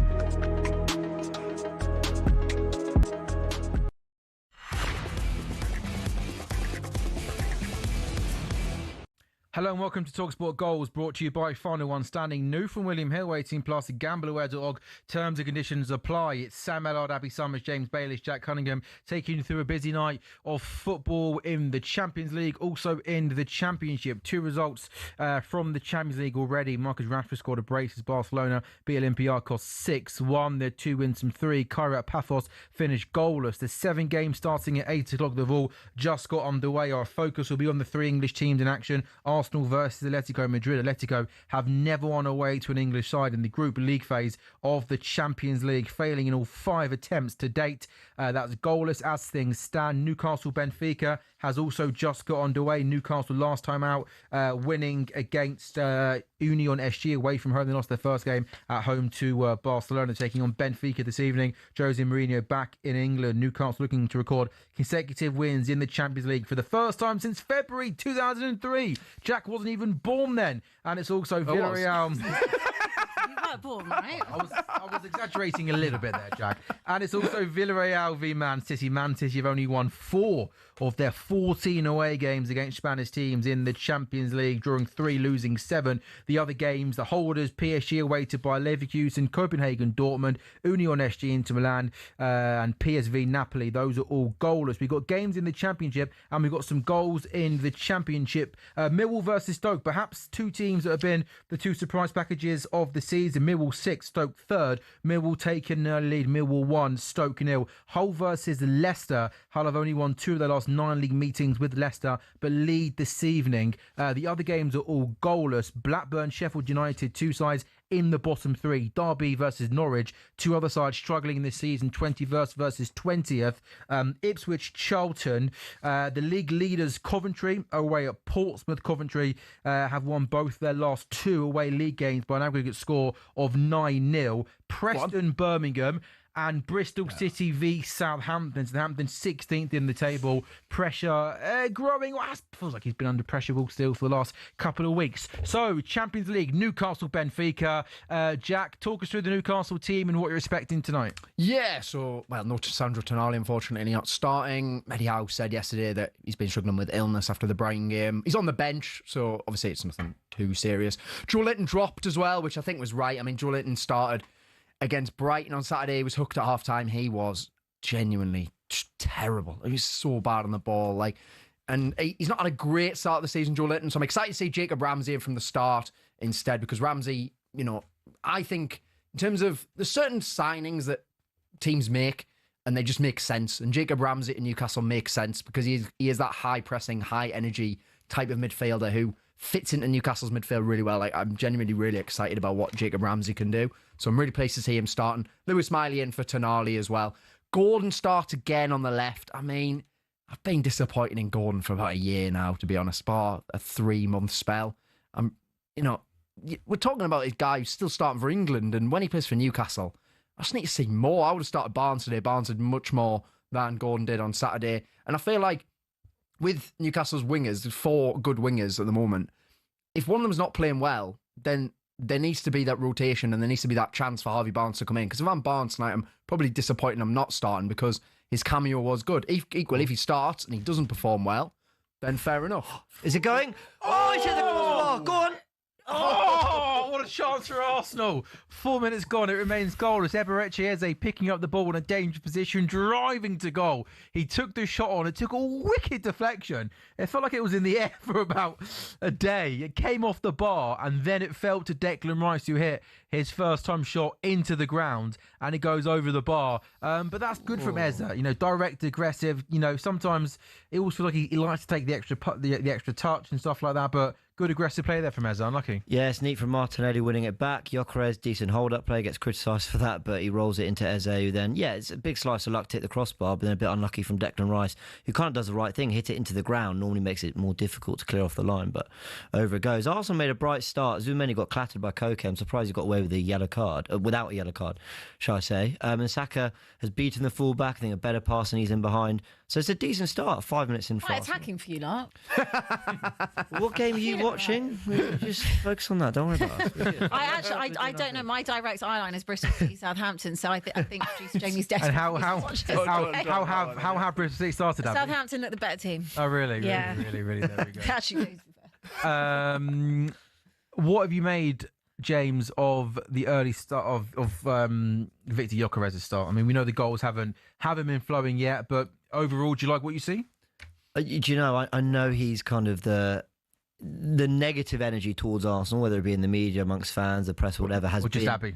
And it's maybe a bit Abby, yeah. But it's been towards Victor Gyokeres. And do you know what? Do him. Go on. Do you know what? I keep forgetting. So James, just to let you know, this will happen throughout the course of the evening. Yeah. You'll just be talking, and Jack will just make a noise, Yeah. and sometimes he'll make a noise for like a good press in the midfield, or a throw in, or a throw basically. So if you just keep talking and you keep doing your thing, Jack, I don't want to change it. No. Be yourself, Jack, please. I've known you long enough. If you stop, how did you know each other? We did a Masters together. Oh, did you really? Yeah. Goodness me, everyone knows each other on the table, don't they? Yeah, well, kind Each of. other before this? Yeah, no. I know, That's a small world. That's pretty cool. It's an ideal debut. Also, by the way, I'm going to get in trouble for saying this because I'm going quite rogue early in the show. Go on then. But I have to say, this has to be the perfect mug for a cup of tea, right? Yeah. We should really have like sponsored mugs. That is, well, No? we got William Hill and everything. They wanted to. Not on a mug though. They wanted to plaster William Hill on your forehead, but we said no to that, Abby, to keep you safe. Back to Victor Gyokeres. It's all your fault, Jack. Gone rogue. Look, Gyokeres, there is something on a technical level. He's just a level below other players on the pitch. You know, Arsenal players, first. Everyone. However, some, but most. But you know what it is. I watched that Fulham game where he got a lot of heat. He is, and it might sound like I'm forcing sort of some praise for him. I feel like he is dragging attention towards him. And I see Saka, a player like that, who's keeping defenders busy, who's constantly running channels, who's constantly in behind. Go on! Go on! Oh! That was a really, really good chance. I think Jacob Murphy he got played down the right-hand side. He put a ball across the face of goal and it looked as if Ramsey was going to make a late run onto it. But to be fair to the Benfica defender, he did really, really well. And look, and that's also in their Voltemada. What play? Dropping deep, playing through Jacob Murphy. It all starts with Chow as well, who's so good at breaking the lines. He just splits it into Voltemada. Great turn from Voltemada. He feeds Murphy. And then you know what? Murphy's cross is perfect for Ramsey. It's great defending. PSG leading away at Bayer Leverkusen by a 0-0. William Pacho scoring a header from a cross on the right-hand side. Millwall double their lead at home to Stoke. Trish and Kramer scoring. So two sides in the playoffs before a ball was kicked. Millwall... Go on! Go on! Put it in! Oh, lads. What happened there, Jack? There's crossing from Trippier from the corner. Dan Burn climbs up, heads it down. The keeper saves it. And then I couldn't see who was got on the end of the rebound, but they couldn't squeeze it in. But it's been a good start from Newcastle, 8.5 minutes in? Back to Gyokeres. Yeah, look, he's not at his best, and I want to see more throughout the season. But I genuinely think the team is benefiting from having him up front. I genuinely think the ideas, the areas of the pitch are accessing, mainly that edge of the penalty area. I think in transition, we look like we're going for it a little bit more. I think last year we were so passive in retaining possession and trying to reset rather than go at teams quicker when we won the ball back. I see a team that while the striker's not firing, the team is benefiting from having Gyokeres up front. And look, we want to see more throughout the season. If we're talking about this in March, I'm a bit concerned. But I think quite early on, a month or two in, yeah, there's more to see. Yes, he's technically just not quite where other players are, but I think we're benefiting from him, genuinely. Abby's not convinced. No, What? What is it, Abby? I don't want to get on his back because I'm not necessarily getting on Liverpool. I'm not really getting on Florian Wirtz's back, etc. So I'm trying to be mature here, right? In the sense that he's just come to the league and, you know, it can take some time to adjust and adapt. I just maybe my expectations were higher, but then he Go on. Gyokeres has played better than Wirtz and other players, though. Yeah. Like away in Newcastle, hold up very good. Man City, there was definitely some encouragement there. Olympiacos constantly running behind, constant threat. I actually, weirdly, have been more encouraged by his hold up, which I wasn't expecting, and a little bit deflated by his finishing. I actually think there's been a few chances he should have had an extra couple goals. You mentioned, James, his technical ability. Because I agree with you in that respect. I do think sometimes when you watch him, he does almost look a bit awkward. Exactly my word. And he struggled to sort his feet out. But I remember some of the goals he's got at Sporting, and he just collect the ball and run with it, glide with it. Of course, he's powerful. So. Is that a concern for you that, you know, technically he maybe isn't quite up to? You know, I think that's not a league thing. That's not him playing in the Portuguese league. That's a him technical thing. But he's doing that on a confidence. I'll always be careful sitting here in a seat with a microphone talking about another professional footballer's technical ability when I'm, I don't get that far myself in the game. But you know what I would say? Look, you won't go for talkSPORT, mate, without that. No. I know. Go keep Apologies. This is your first and last time. Look, I have been disappointed. I have been disappointed by things like just there's certain things he looks a little awkward. He doesn't turn as easily or whatever. But I think the ideas are right. And then there's definitely moments where he's shown some quick feeling. The goal against Leeds he scored, that was his first goal in the league. That was power. That was just wanting it. Can I just ask you a serious question? Go on. So Kai Havertz comes back and he's fit. He comes straight back in the team, yes or no? He shouldn't.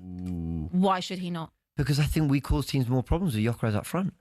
Genuinely, I think. Okay, but can I? So I agree with you. Gyokeres is not. One thing I do think Gyokeres will benefit from is the odd game maybe coming off after 70 minutes, and maybe the odd Champions League game coming out and Havertz because he has had to play pretty much every game. I think he started every game, hasn't he, since the start of the season? Right? Yeah, he has.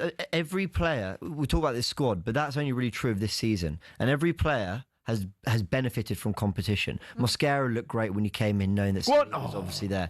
I think Saka's looking like he's trying to prove a point with the excitement around Dauman, Madueke arriving. Eze and Ødegaard both doing their thing at times this season. Certainly Ødegaard came back brilliantly. Marte and Trossard have had their moments this season where they were really criticised last year. Gyokeres is actually the only player in the team that he's going to start because Havertz and Jesus aren't fit. But do you think that Mikel Arteta, who absolutely loves Kai Havertz, let's not forget that, do you think that he starts Kai Havertz? I think he'll take his time with it, but I think there's a very good chance that Kai Havertz takes the shirt back if Gyokeres isn't scoring goals. But if we're winning games, Arteta likes to stick with what's working. There have been Trossard for a long time. A lot of the time, Trossard will start games, not be so effective over 70, 80, 90 minutes. Yeah, he is better. But he gets goals, he has moments, the team are getting results. And Arteta doesn't love changing a winning formula. So if we stay top of the league, if we're still winning, if we win tonight, Gyokeres has the shirt. Victor Gyokeres is starting for Arsenal this evening. Is there anything in terms of, stylistically the way Arsenal play? Do you think Arsenal is a team that is set up to supply Victor Gyokeres in the correct way? They're trying. Yeah, 100%. You noticed a change with him? Yeah, 100%. I mean, we saw it really drastically in that game at Old Trafford where we did win 1-0, but my word, 7 turnovers. We really should have scored a couple goals, but we were so leaky in terms of chances for United that game. As the season's gone on a little bit, I think Arsenal tried to tidy that up. We're still trying to go back to front quicker. We're trying to play the ball through the lines quicker. We're trying to get even the likes of Timber and Lewis Skelly. See him now. He's inverting really high up the pitch. We're trying to get players nearer to Gyokeres. We're playing with more of a natural 10 rather than a right-sided 8 in Eze or Ødegaard. I think they're trying to play to Gyokeres. And when you look at Gyokeres against Fulham the other night, how many times did he roll the defender, get a shot away, or take it that first time because Saka found him in behind the defence? I think we're trying things. There's still a bit of adapting to do, but I actually think Arsenal are adapting to him quite well. He just need, with a couple more goals, generally 2 more goals, I don't think anyone would be talking about him. I think they'd be saying, he'd have 5 Premier League goals. And I know that's easy to say. Even if it was 1 in Europe, I know it's easy to say, with a couple more goals we wouldn't be talking about him. But genuinely, I think his all-round game has been impressive enough. There's Lewis Skelly. He's pulled it wide. Chance for Lewis Skelly inside the box. I'm glad he's come in, may I say. Yeah. Was that also nothing that surprised you that it's very much been Calafiori all the way, really, hasn't it? Yeah, Cala had a lot of injury issues last season, so I'm not surprised he want to manage his minutes. He plays a lot for Italy. But also Martinelli, more of a touchline winger. Lewis Skelly inverting makes sense. So actually, Trossard and Calafiori are kind of a good combination. Martinelli, Lewis Skelly and others. So I think this makes sense, and I think he'll be up for this kind of night as well. No. Oh, it's a big chance for Benfica. They get in down the right-hand side. Poor defending from Newcastle from a tight angle. The shot straight at Nick Pope, which goes to his legs, take a bounce, and doesn't go into the back of the net. Atletico on the attack. They get in down the right-hand side. It's a really, really poor ball, which goes kind of back across the face of goal. That was a big, big early chance there for Benfica at St James's Park. A little bit worrying there at how easy the right wing is able to get in down the right-hand side. I'm not going to lie, this is the problem with Dan Burn at left-back, isn't it? He's not a left-back. He's just going to have to fill in and do what he can. I mean, hard ball that to defend. Travels but a proper left back is in position. He's too far deep. He's standing as if he's a third centre back, so he's way too far in the middle of the pitch, and that's why the ball gets lobbed over the top of him. And Pope does well there, doesn't he? I've actually been I worried. I thought when Ramsdale came I know. I thought Ramsdale might go in and be number 1, but he stuck with Pope. He made a save at Brighton. Yeah, it was all really down to good. his left. Well, like that's the top genuine really save. good save. He was a joke against Arsenal. Pope, he was. He was. I mean, obviously then he made the mistake that actually led to the equaliser, but still, Newcastle would have been 3-0 down if he hadn't been on his level. I think Pope is one of those players who, with the actual competition of Ramsdale, has just took his game to another level, and he's just recently had his contract extended as well, so it doesn't look like he's going to be going anywhere. And look, for £10 million, Nick Pope has been a top signing for Newcastle. Yeah, he's got his limitations, but ultimately he's one of the best. He's awkward with the ball at his feet, right? But he's actually improved. But he's improved on that this season. He's improved on that this season, just a little bit, but he has improved on it. Oh, come on, lads! That's nice.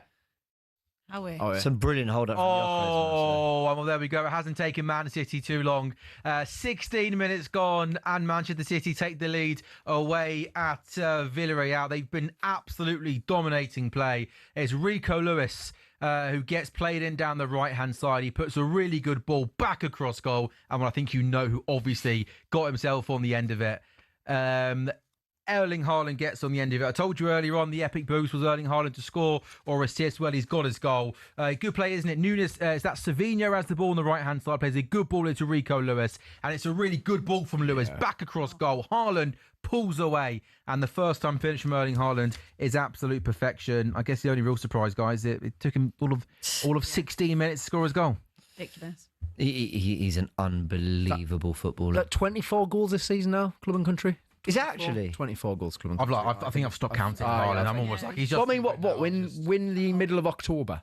Yeah, it's insane. And he has 24 goals for club and country. Not bad, is it? And also, fair play Rico Lewis as well. He doesn't get many starts, does he? But I thought he did well to make the run and then put a really good, intelligent ball off. Haaland's movement's just brilliant. Often you see players kind of gamble towards the back post there. Yeah. It was like he knew that Lewis was going to go back, put it back a little bit. It was like his goal on Saturday, the header. You know, when Nico O'Reilly got down the left-hand side and all the defenders ran into the 6-yard box and he just hung out a little bit and O'Reilly just pinged it on the top of his head and he headed it in. What a goal scorer. And I feel like this season he's gone to another level. Yeah, I know. Feels like I feel like his all-round play is improving. Somehow he looks even more hungrier. Yeah. And more motivated and more. It was like when he was talking about that goal. Shouldn't be even possible. When he was talking about that goal he scored against Brentford, when he said, because Vandenberg was like roughing him up, that got him going again. And it's hard to know how you actually defend against him. Like, you can't really not be touch tight to him, but he actually likes that, being touch tight. So I don't know.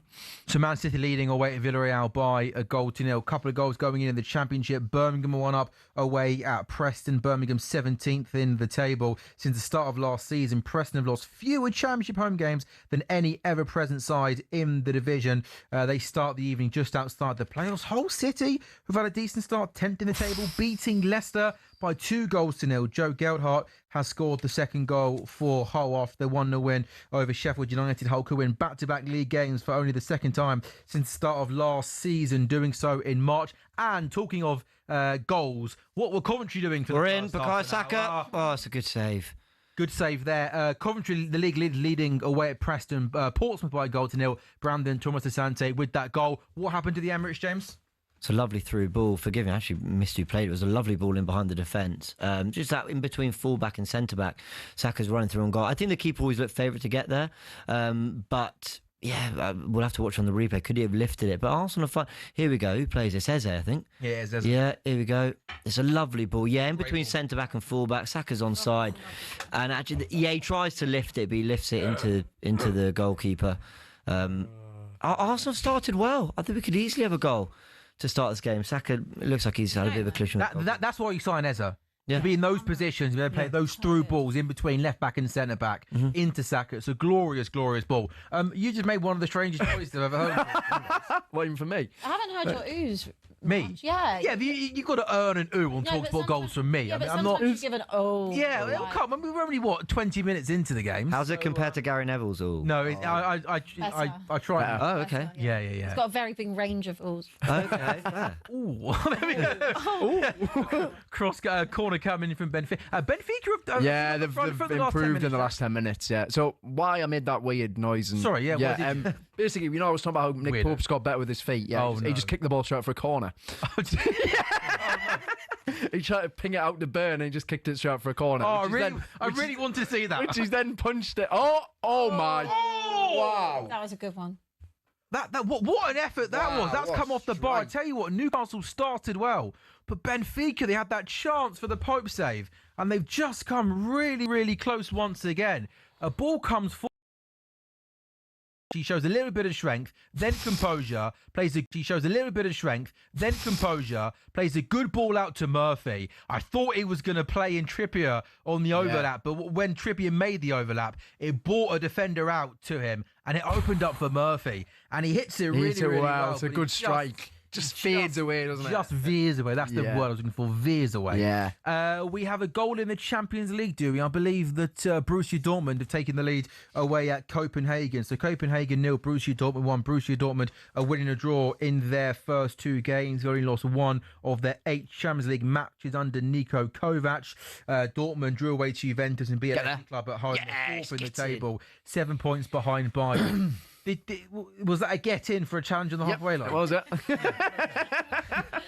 You're really going to go through it these Champions League nights, aren't you, Jack? This is me watching Newcastle play anyway. I wasn't here for the Carabao Cup final when you beat us. Yeah. I actually dread to think, did you do that game? No, I was away, but I watched it because it was like so emotional what you were saying. It was really sweet. Well, you never watched it back? No, what do you think? I didn't watch the whole thing back. I watched the clip. Do you think I want to listen to him? No, listen, I was happy for Newcastle. I was happy for you. I was happy for But no, I'm sorry. I didn't watch back a 10-minute video of him being really happy. It was a really sweet... After beating my team. But it was just a really sweet clip. No, do you know what? I'm There sure. is granddad. No, it was about my granddad there as well. sweet. Oh, all right. Well, now, all right. Yeah. All right. You bring your granddad into it now. Yeah, exactly. Yeah. Emotional. It's a very emotional clip. I loved it. It was Okay, very good. sweet. I'm happy for you, but we're going to get you back up this season. I don't think Isak plays St James's Park. He's just never going to do it, is he? He's just going to bottle it every time. Oh, you God. Mate, be careful saying words like that on talkSPORT Goals, mate. We like to be respectful to all players, please. All right? Right, sorry. Be more like James, a bit more level-headed. Yeah. All right, he's going to have a niggle. Yeah, there we go. A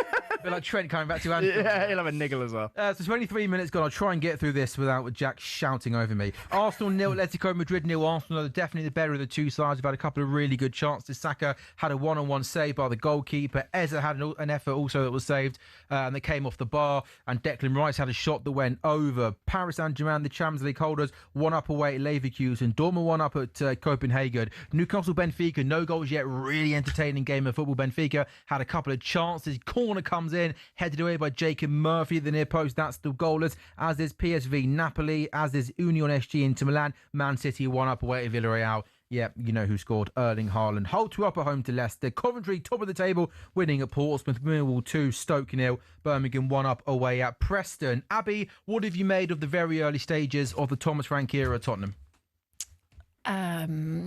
I was actually asking could I not have Bristol City on this TV? I don't want Bristol City on this TV. What do you want? I'd like to watch. I love Traitors. Oh, Anyone how could watch you say Married at yes? First Sight? No, Celebrity watching the Traitors is Traitors, so though. good. Don't spoil it, I'm behind. Sorry, On but what? Traitors or Married at First Sight? both. That's a great show. That's the best. Yeah. That's a great Yeah, show. but Alan Carr's a traitor. Is No, I know. unreal. What do you want on TV too? I would. Oh, no. Like Arsenal. Oh! Come on in, James, a big chance at the Emirates. Talk us through what happened. Just a mess at back. I think they took a quick throw, and Atletico Madrid here we go. So Raya's tried to play it out the back. He's trying to let it roll off the pitch. Yeah, they have taken a quick throw. And it's just it's an empty net because Raya hasn't got back. I've described that appalling. Let's start again. He was out of the corner flag trying to let the ball go out of play. He didn't. It ends up with Atletico throwing, and from that they take it quickly, and there's no one in goal, and they put it wide. I was about to say we had made a great start, 6 shots to their 0, more of the ball, the best chance of the day, but Atletico Madrid, the last 5 minutes, had just kept us pinned back a little bit.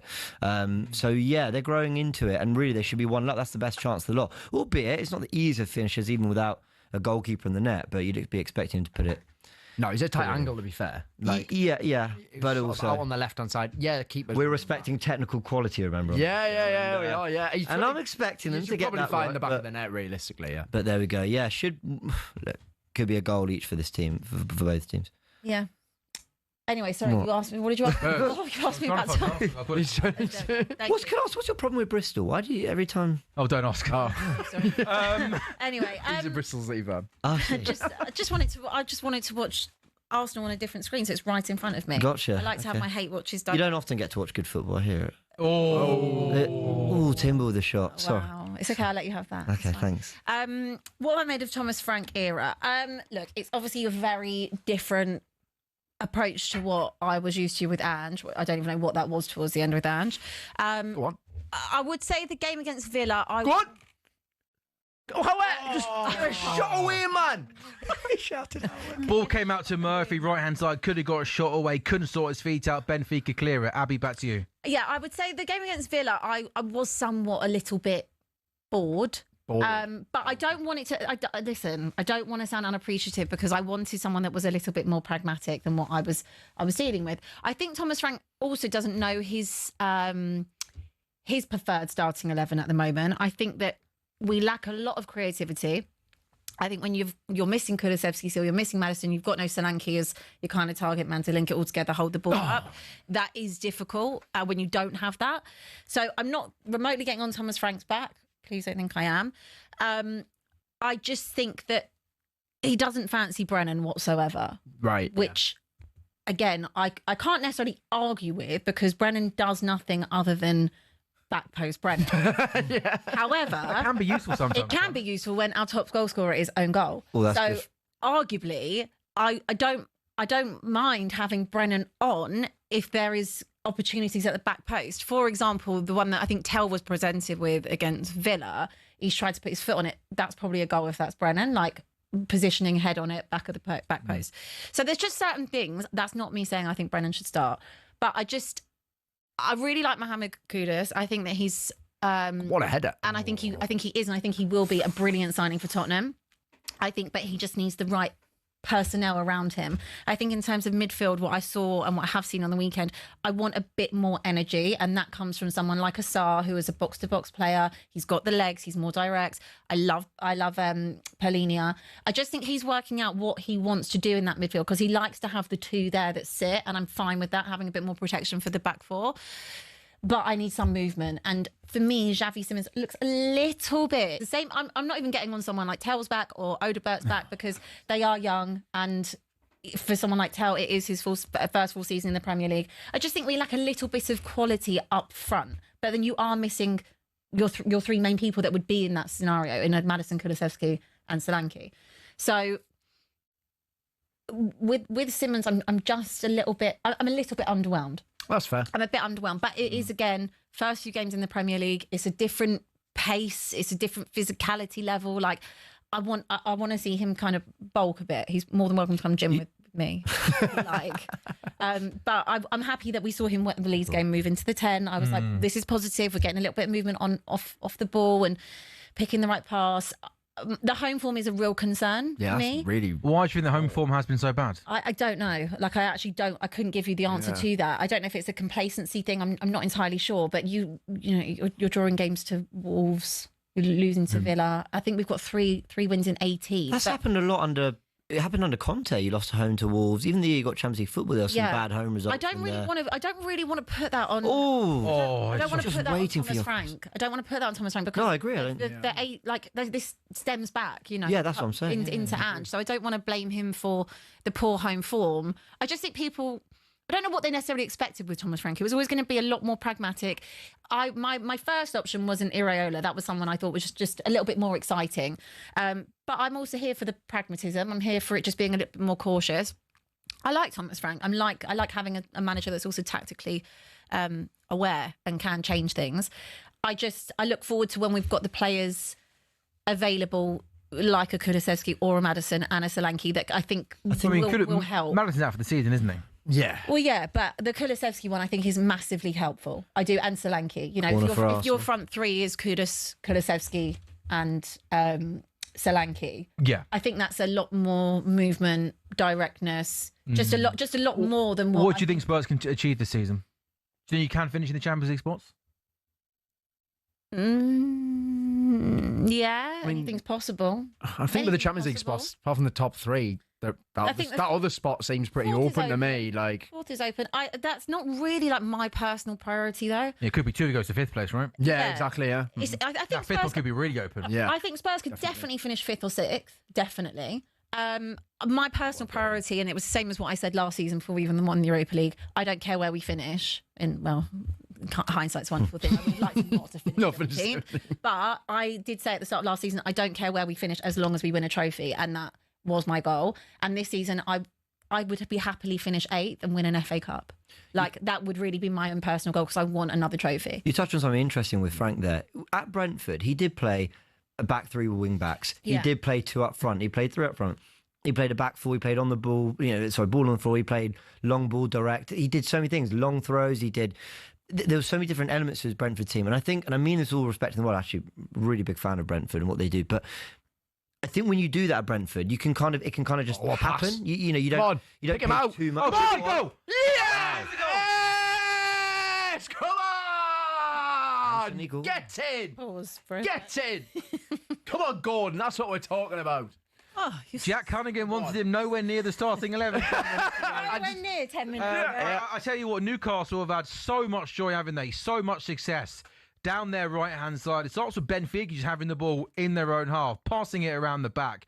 Voltemada goes up and presses. It goes out to the left back. Murphy tries to close him down. There's a long ball that goes into midfield. Newcastle win it back. It's a wonderful, wonderful through ball to Murphy on the right-hand side, who then plays a glorious ball across the face of goal. Anthony Gordon makes a good run and slots it in. Is it Bruno Guimaraes who just he picks the ball up in midfield and he plays a special ball to Murphy, who I think looks just onside there. Yeah. I mean, can he keep his composure? Yes, he can. He goes across the face of goal. Gordon, right place, right time. Nice finish. Jack Cunningham, happy days. Yeah, happy days. So obviously I was slating Gordon, but it's his 3rd Champions League goal of the season. Keep it top goal scorer. Yeah, but look, actually it's his 4th Champions League goal of the season. Yeah, because he scored against Barcelona. Oh, of course. Yeah, and he got 2 against Union. Yeah, you know what? I just stopped saying anything about Gordon. Right? Yeah, no, he's class. Yeah, get him starting every game. No, as I said, I have been disappointed with his general performances for quite a while. But look, with that, what worked so well there was Voltemada dropped deep to create the space. Murphy went in behind. Bruno Guimaraes with the wonderful pass in behind, and then Gordon just attacks the back post, and that's what we want to see more from these Newcastle wingers, because at the moment it's all coming down to Voltemada to try and score goals. So I'm really pleased that he just got the back post. And Jacob Murphy is crossing. It really is top draw. He really is top draw. Like he knows that he's not the quickest footballer. He's not the most skillful footballer. What he really knows he's good at is crossing the ball. So he's just worked on it and worked on it and worked on it. He's made himself, a really effective winger. And as I say that, he runs the ball straight up play. Yeah, standard, yeah. No, every time you say something bad about a player, and every time you say it's actually like reverse psychology. Yeah, commentators is a real thing, So when I said Voltemada wouldn't score any headers and then immediately scored a header. Yes. On debut, scored that great header against Wolves. So Newcastle then do take the lead at home to Benfica. Copenhagen have equalised at home to Dortmund. Napoli 1-up away at PSV. Scott McTominay has got the goal there. There's been a couple of goals in these. That 1-1 then, I think, in the PSV Napoli games. So PSV have equalised against Napoli. There's been a couple of goals in the game at Ashton Gate. Southampton took the lead away at Bristol City. Adam Armstrong scoring, with them moments later Mehmeti equalising for Bristol City. Much to the joy of producer Jamie. Go on, Jamie. We want talk. We want an inside Bristol City next. Inside Bristol City on the talkSPORT YouTube. Who's the most famous Bristol City fan out there? Is there any? Can you think of any? Justin Lee Collins, Tony Robinson from Time Team. Oh, right, okay. Robinson Time Team, yeah. No, I don't know either. Maybe what's his name? I've forgotten already. He was in Blackadder. Tony Robinson, Blackadder. Anyone seen Blackadder? No, I've never seen Blackadder. Blackadder. It's a classic British comedy. Jonathan Pearce, he plays Baldrick. Oh, David Ra's done well there. I did not know Jonathan Pearce was a Bristol City fan. No, Jonathan Pearce is a Bristol City fan. Yeah, there we go. Every day's a school day. Flick that is. We got some half times then as well in the Championship. Birmingham 1-up away at Preston. Yes. Top of the table. Yes. Go on. Oh. Top of the table, Coventry leading 1-0 at Portsmouth. What a season Millwall were having under Alex Neil. 2-up at home to Stoke. Goalless Ipswich Charlton. Hull 2-up at home to Leicester. Goalless between Derby and Norwich, two teams who are just outside the relegation zone. Two teams that are inside the relegation zone, Blackburn and Sheffield United. Blackburn leading Sheffield United by a goal to nil. James, you're making a point about Thomas Frank. And Saka's through on goal. But yeah, with Thomas Frank, go on, cut it, go on! Yes, I think he's offside though. Yeah, he's offside. Saka had the ball on the right hand side. He goes on the outside. He plays the ball across goal. Martinelli unmarked, puts the ball in the back of the net. The flag did go up immediately, James. Yeah, Zubimendi won the ball back in midfield. I think he's been our best player on and off the ball. He's been brilliant. But yeah, Saka beating his fullback, which he's been doing brilliantly. Great play from Zubimendi, isn't it? Great pressing. Really, really good. And is Martinelli offside? We're going to keep an eye. Yeah, he is. Yeah, he is. Oh, offside. he just looks. Yes, he's off. Yeah, it's a bit unlucky, but to be fair, that's the best thing we've done for 15 minutes because actually Atletico are getting back into the game. On Thomas Frank, no, the point I was trying to make was that Brentford played so many different styles of football, whether it be formations, whether it be approach to goal, whether it be defensively, across the 3-4 seasons he had them in the Premier League. And I think he's, to a degree, figuring out as well at Tottenham the way he wants to do it. And I think when you're talking about sustained success, winning games regularly, and actually your plan A being what you go to more so than plan B and C, and actually being the protagonist in games, therefore you need more of a footballing philosophy, let's say. And I think he's kind of figuring that out too. Is the 4-3-3 with a really workman-like midfield of Bentancur, Sarr, and who's the other? Well, usually he usually go Bergvall as well. Bergvall, Yeah. right? So that's the creativity, I suppose. But exactly, you have like he likes to also kind of like chop and change, like depending on whether we're playing in the cups or whatever we're doing, or Champions League. Like he really favours Bentancur. This Bentancur Pelini, a little double pivot he's got going on. But I personally prefer to see someone that it's less handbrake. I think Pelini can do that job on his own. I don't think Bentancur can, but I think Pelini can. I think you can have someone like Assar who's got that legs that can give you that bit of energy in midfield, where we also still don't have those attacking players that would come straight back into the side. That's the problem too. And Bergvall, it's just a little bit rigid for me, but I think that again he is figuring out what he likes, and I think when you are missing such pivotal players, it's actually a real shame about James Maddison, and I mean obviously and Kulusevski and Solanke, but I think for Maddison in particular, because I think that he again had such like a disjointed season last year as well, and to work so hard at coming back and being fit at the start of the season, then again the whole season is basically going to be gone. Like if he comes back, it's really not going to be until March, and then he won't have played football for nearly a whole season. So it's a shame for him, but he's very injury prone. Kula said he can do that job in the 10 as well as doing it on the wing. So as long as he's back, and he's meant to be back next month, that hopefully will give us... Oh, what a chance for Newcastle. Been outstanding in this last 10 minutes, being super aggressive, winning the ball high up the pitch. There was a kind of a cross that came in from the right-hand side, and Bruno Gyokeres, who ended up carrying the ball, gave it out to the right-hand side. Murphy back in field with a delicious ball, and Bruno Gyokeres throws himself at it, but just couldn't divert it goalwards. PSV now leading Napoli by 2-1, and Bayer Leverkusen have equalised against PSG. Garcia scoring a penalty there, Abby. Yeah, sorry, I was... So, no, say back to Spurs. Yes, back to Spurs. He likes to have that. I just think that he can maybe take the handbrake off at some point. It's fine to not. And last season, I would have all I wanted was a Pelini-style player that could do that and actually help protect. Pelini's been a great sign. He's been a really City have doubled their lead against Villarreal. I've only been glancing towards this game. I remember watching Villarreal at Spurs. Yeah. And they were absolutely pathetic. But so was Spurs. No, that's true. But I'm looking up at the TV here. I mean, this almost looks like a training session. Where they're just pinging the ball around. Bernardo Silva scored a header from close range. There's a nice cross from the right. Think it might be Savinho with the cross. And I mean, again, this also, look at Pep's gone full suit, Abby, hasn't he? He's gone kind of a suit. It's a big occasion. Yeah, is it? Under the lights. I think that's Savinho with the cross in from the right, isn't it? It's a lovely, lovely ball. When Bernardo Silva makes a good run, Savinho left-footed just kind of passes the ball into the box. I mean, no one's marking him out. Who's somehow in the middle of the box, a few yards out from goal. I know he's not the biggest lad, but I still don't fancy leaving him unmarked 2 yards out, and he's headed the ball into the back of the net. So Man City 2-0 up away at Villarreal. You just made a point there when you said about Villarreal and Spurs. And it wasn't. I think this is my problem. Yeah. That I haven't seen a performance so far this season where I've been like. I thought Man City away was your Man City away. Sorry, that feels like ages ago. Meanwhile, it was last season, wasn't it?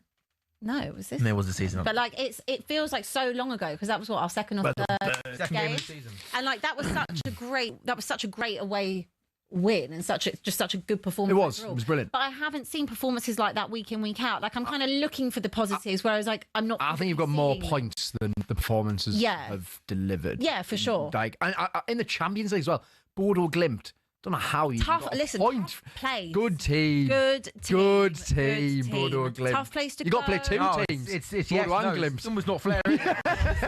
I don't need another fixture against Bordeaux Glimt. No.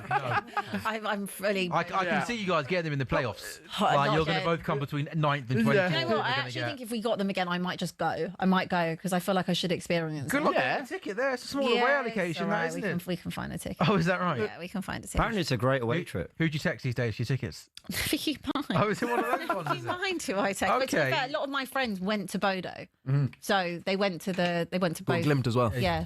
Just Bodo, not Glimt. We're friends now, Bodo and Spurs. Yeah. Just like kind of like brothers in arms. It's a bit weird. But yeah, I think that's just what I want to see. Like.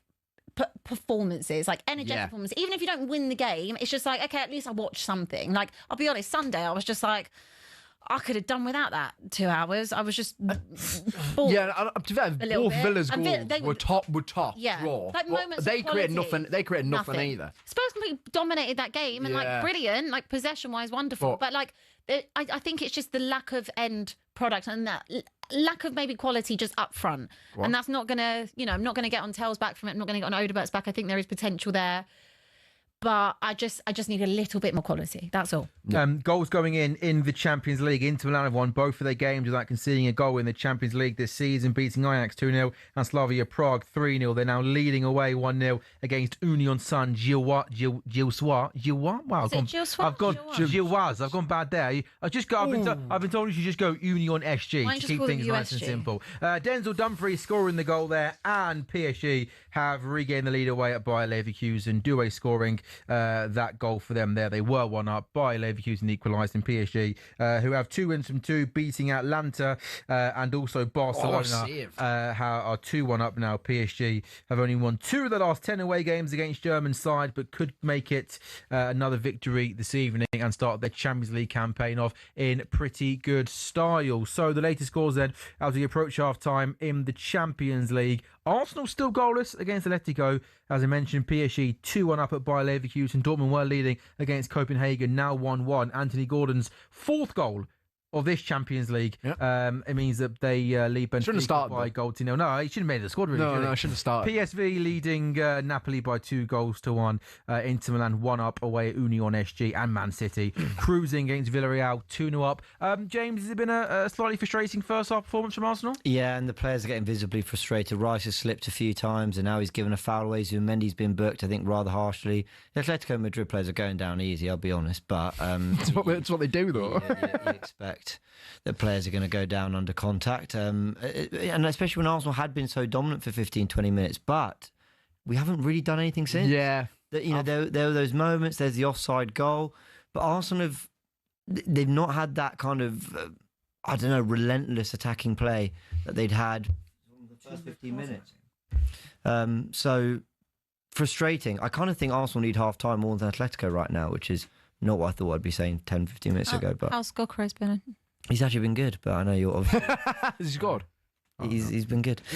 Hold up, play's been great. Another team that might need half time might be Bayer Leverkusen. Kvaratskhelia has given PSG the lead, the third goal in that game. I think both sides in that game are, if I'm not mistaken, they're both down to 10 men. Yeah, really? Bayer Leverkusen had a man sent off in the 33rd minute, and then Zabani, the former Bournemouth defender, was sent off in the 37th minute. Oh, wow. You don't often see 2 red cards in the same game in the first half, do you? So Bayer Leverkusen 1 at Paris Saint-Germain 3. Man City have got a free kick away at Villarreal. It's been way too easy for Man City so far. We have some fan mail, don't we, Abby, coming into us? All right. Into your Instagram DMs. You're brave opening up those mid-show, aren't you? It was a mixed bag, but also, if you could guess what this DM is related to, I'll be absolutely gobsmacked. But take it away, Abby.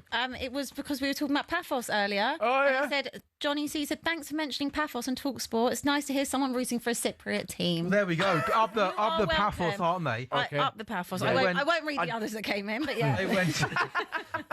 Well, they're Arsenal fans. No, to be fair, me and Sam do have this thing where I do send him my DM sometimes. It makes us laugh. Yeah. We do see some crazy things in there. There might be a podcast just in There should be, just in that itself. Yeah. Be it up the Paphos, Up away the to Cairo. Paphos. Tough place to go and get. They were down a man sent off, as well, like immediately. Don't think you realise how tiny like these Cypriot states. Oh, they did 4 minutes. The man sent off immediately. Massive. That is absolutely massive, Paphos. Absolutely massive Huge. everywhere. Where? Oh, that could be a free. Oh, where? Oh, he's giving a dive. How weird. What? Oh, come on, man. Mourinho's had enough. Also, I don't mean to get all sound like an old man here, but technically, if you give a foul for someone diving, surely you must book that player. Yeah, I know. Yeah. Come on, Newcastle. Come on. Down the road. Good I'll tell you what, Jacob Murphy here, by the way. Is Jacob Murphy a bit unlucky given how good he was last season? Given how good he was for Newcastle last season. Obviously, Alanga comes in for big money, starts on the right-hand side. Yeah. Almost a bit harsh, though, given how good and consistent Murphy was. I get that, but I think it's the fact of the competition. And to be honest, Alanga... You need to be able to... Alanga's not hit this height that I've wanted to see yet from him at all. I think he's been a bit unlucky in a few games, by the way, but other games, wanted a lot more from him. On Saturday, I thought he was genuinely, terrible on Saturday, Alanga. Why do you think he struggled in the league? Why do you think it is only 2 wins from 9? Because, all jokes aside, that's not particularly good stuff. No, it's not a good start, but I don't... But the thing is... Are you panicking here? Are you? Is it crisis? Yeah, it is. It's crisis. No, I mean the thing is, Newcastle had a lot more points this time last year, and I was more worried because I kind of felt a little bit like how Spurs are maybe this season, where it was the performances. The performances were so bad. It's unsustainable. And then we went to play Fulham at one point. That was 5th game of the season. We got by 3-1. It was just like, yeah, that's been coming. I feel like the performances this season have been really good. Bar, I think Arsenal could have been better.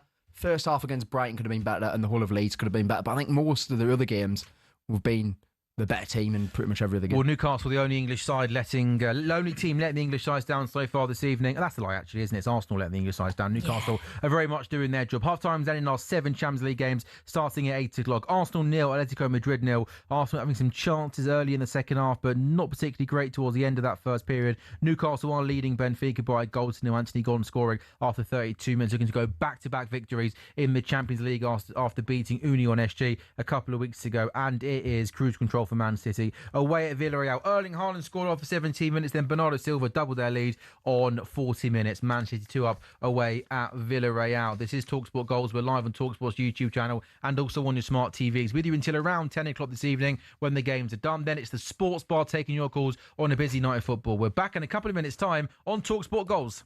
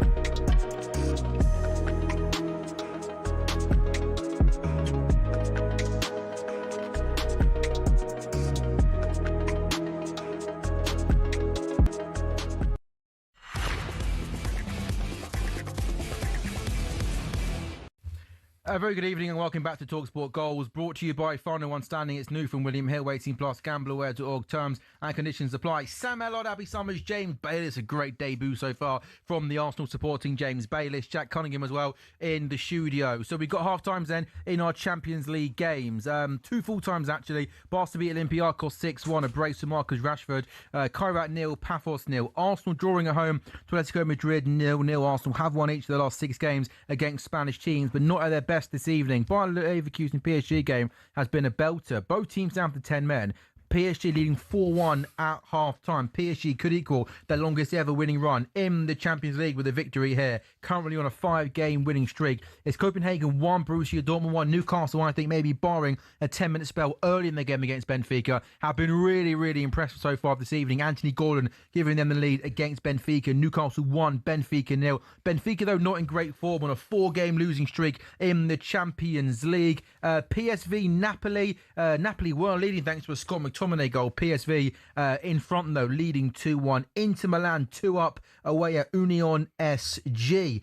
Since the start of the 22-23 season, Inter have kept more clean sheets, 22, than any other team in the Champions League. They look set to keep another one this evening. Man City 2-up away at Villarreal. I mentioned in the first half that game almost feels like Villarreal should have just gone, you know what? Let's not play this game. Take the 3-0. We can't really be bothered to try and compete with you. We'll give you the 3 points. Yeah, just leave it at that. Yeah. Sure, City would have been happy with that as well, wouldn't they? Just like, have a week off. Yeah, they would have done, mate. Yeah. Newcastle, well deserved that lead. Well deserved. I think, as you say, apart from maybe 10 minutes. Look, I think Luka Bacchio for Benfica has been really good. Hit the outside of the post, and Nick Pope made a save from him as well.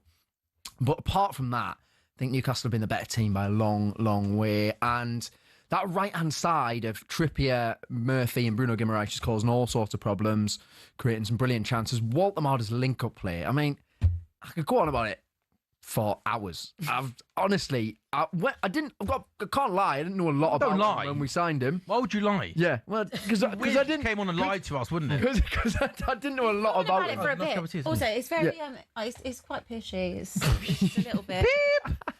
Honestly. Pishy. Yeah. No, it just needed another. They don't keep saying it. Did you make it with a hot water and tea bag, or did you make it on the machine? It needed the extra tea bag. Oh, anyway, honestly, Jack was going. No, it was not good. Jack was about to give us some good insight onto Nick Voltemada. I was. And all you've gone is on. And also, by the way, all I'm saying is, I hope the bosses aren't watching you sip that cup of tea right now by a microphone. Be very careful. Jack, back to you. Yeah, so I didn't know a lot about Voltemada when we signed him, but I've got to say, I think that out of everything that could have happened with this guy getting injured, I think the amount of pressure that is on him, given the fact that the other striker is Willis Sulu, who has improved this season, but equally he's not going to be starting for Newcastle in the Premier League or the Champions League, Sula. So the amount of pressure on this new lad, club record signing, and he's just taken it all in his stride, and he's been so much better than I think anyone could have expected. The way he's adapted to the Premier League. A lot of players from the Bundesliga come to the Premier League and really struggle with the pace of the game or whatever. And maybe because pace isn't his game, I don't know. But the way he's just settled in is brilliant. And do you know his link-up play is really genuinely on another level. There was the game against Union Saint-Gilloise where he recorded 100% pass accuracy, which for a striker is extremely impressive. Well, then maybe he's not playing the... No, he was, though. He was, because I was watching the game. Maybe so just, Kevin De Bruyne's pass accuracy. Scott Parker. He was always quite low. Scott Parker, pass accuracy. He was always trying for those hard balls. Yeah. James, thoughts on Arsenal in that first half? Genuinely a good half. Not at our very best, but Eze's picked up some really nice passes to Saka in behind. Lewis Skelly's dragged one wide. There was the offside goal from Martinelli. There was the head. He didn't even head it. There's a lovely ball into the box from Timber, basically last action of the game. And he did what he did against Olympiacos, where it's come off his shoulder. And it's moments like that where you think, Martinelli, that place on the left wing's yours if you want it. But missed a big chance there. Arsenal... There was a lull from maybe minute 30 to 42 where I felt like Atletico Madrid got into the game and Arsenal were doing a lot of defending. And probably the best chance of the game has come from David Raya making a bit of a mess of it, quick throw, and there's no one in goal, but they put it wide. Other than that, look, Atletico Madrid will always be difficult to break down. And I think actually Arsenal can feel quite encouraged by how many chances they've had in this game. There's no moment where I've thought, we really should have scored that. Maybe Declan Rice when he's hit it into the ground. Other than that, we're having a good go. We're trying different things. Saka's having a really good game. Eze's with Mendy bright. But it's 0-0 and it's going to take a lot to break down Atletico. Good stuff, team. Some prize boosts with William Hill, our good friends William Hill, Haaland to score 2 or more. Now 11-8. Was 6-5. You can get 11-8 for that. And a second half goal in each of the 7-8 p.m. Champions League matches was 9-4, now 5-2. If you think there's going to be goals in all of the second halves, they are some latest prize boosts with our very good friends at William Hill. 18 plus, begambleaware.org. It is talkSPORT Goals. We're live on talkSPORT's YouTube channel. When we come back, we'll be watching the second half games in the Champions League. Lots to play for in the next 45 minutes.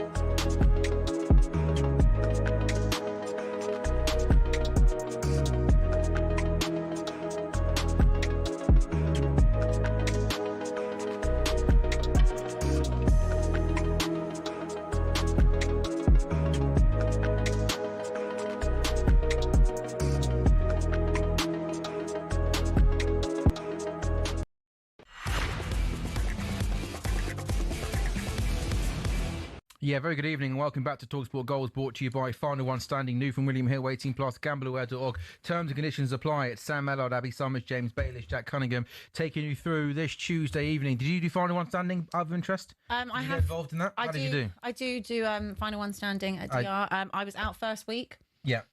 About Chelsea, I took Matisse's advice and went out first week. I've gone out probably another 4 times since then. But we get to go back in every week. Yeah, we all do. Yeah. So now I'm not in the big prize pot. No, sure. The smaller one, I think it was 200k. Yeah, I think the latest one is 200k, which is quite incredible, isn't it? It's quite incredible. You can be knocked out 4 times and then keep 200k. entering. Yeah, but we've survived the last 2 weeks, which is good. I had City at the weekend. Okay, good. So yeah, we're on a good run for me. I've also been knocked out 3 times. Yeah. But I think it's a really good idea, isn't it? I think it's actually great fun. It's given us some banter here on this show, which has been great. I think there's only one that is left in that was on the original 500k. Really? Yeah. Say that again. There's only one person that is left in still.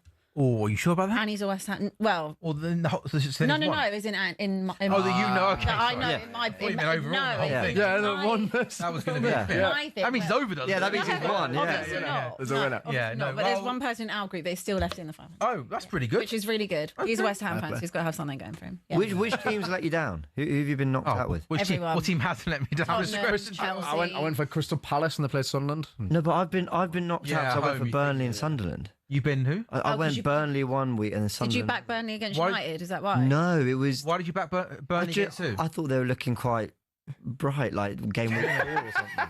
No, that didn't mean Like- that would been awful. Yeah. Sunderland, I think, just beat someone 3-0. You're going to get on really well, producer Jamie, by the way, who controversially backed Burnley to beat Spurs away from home first day of the Why season. did you now? Lost 3-0, and he still to this day is adamant it was the right decision because if they won, lots of people would have been knocked out. He's never wrong, then, Jamie that's strikes why. me as the sort of guy that will never put Haaland in this fantasy If they team. were- I don't- even I though don't- Haaland I don't have- I don't I have never a- used to have him in there, I and don't- I was like, it's impossible to No, win. it's my rule. It's my one rule. Everyone captains No, it's Haaland, boring. and It's just- boring. Has he told you about how he likes to do spread betting as well? He does that. Oh, crikey, no. Yeah, no, that's quite that. It's very deep. Yeah, he gets very into it. We'll Yeah. save that one for the pub, shall we, Yeah. maybe? Lots of goals in the Championship and lots of big goals in the Championship. Blackburn v Sheffield United, two teams starting the day or the evening in the bottom three. Sheffield United have equalised away at Blackburn. Sheffield United have lost 7 of their 9 away league games, of their last 9 away league games. No side losing more times on the road in the Championship since the start of April, and lots of people would have thought that they could have been a team this season that maybe would have gone up. Chris Wilder back in, not having too much success. Derby have taken the lead at home to Norwich. Derby's John Eustace remains winners in 6 Championship meetings with Norwich. This will be a massive win. Derby 21st, Norwich 20th. Pressure is on Liam Manning at Norwich. Hull City have doubled their lead against Leicester. Hull 2, Leicester 0. Ipswich Charlton was goalless at half-time.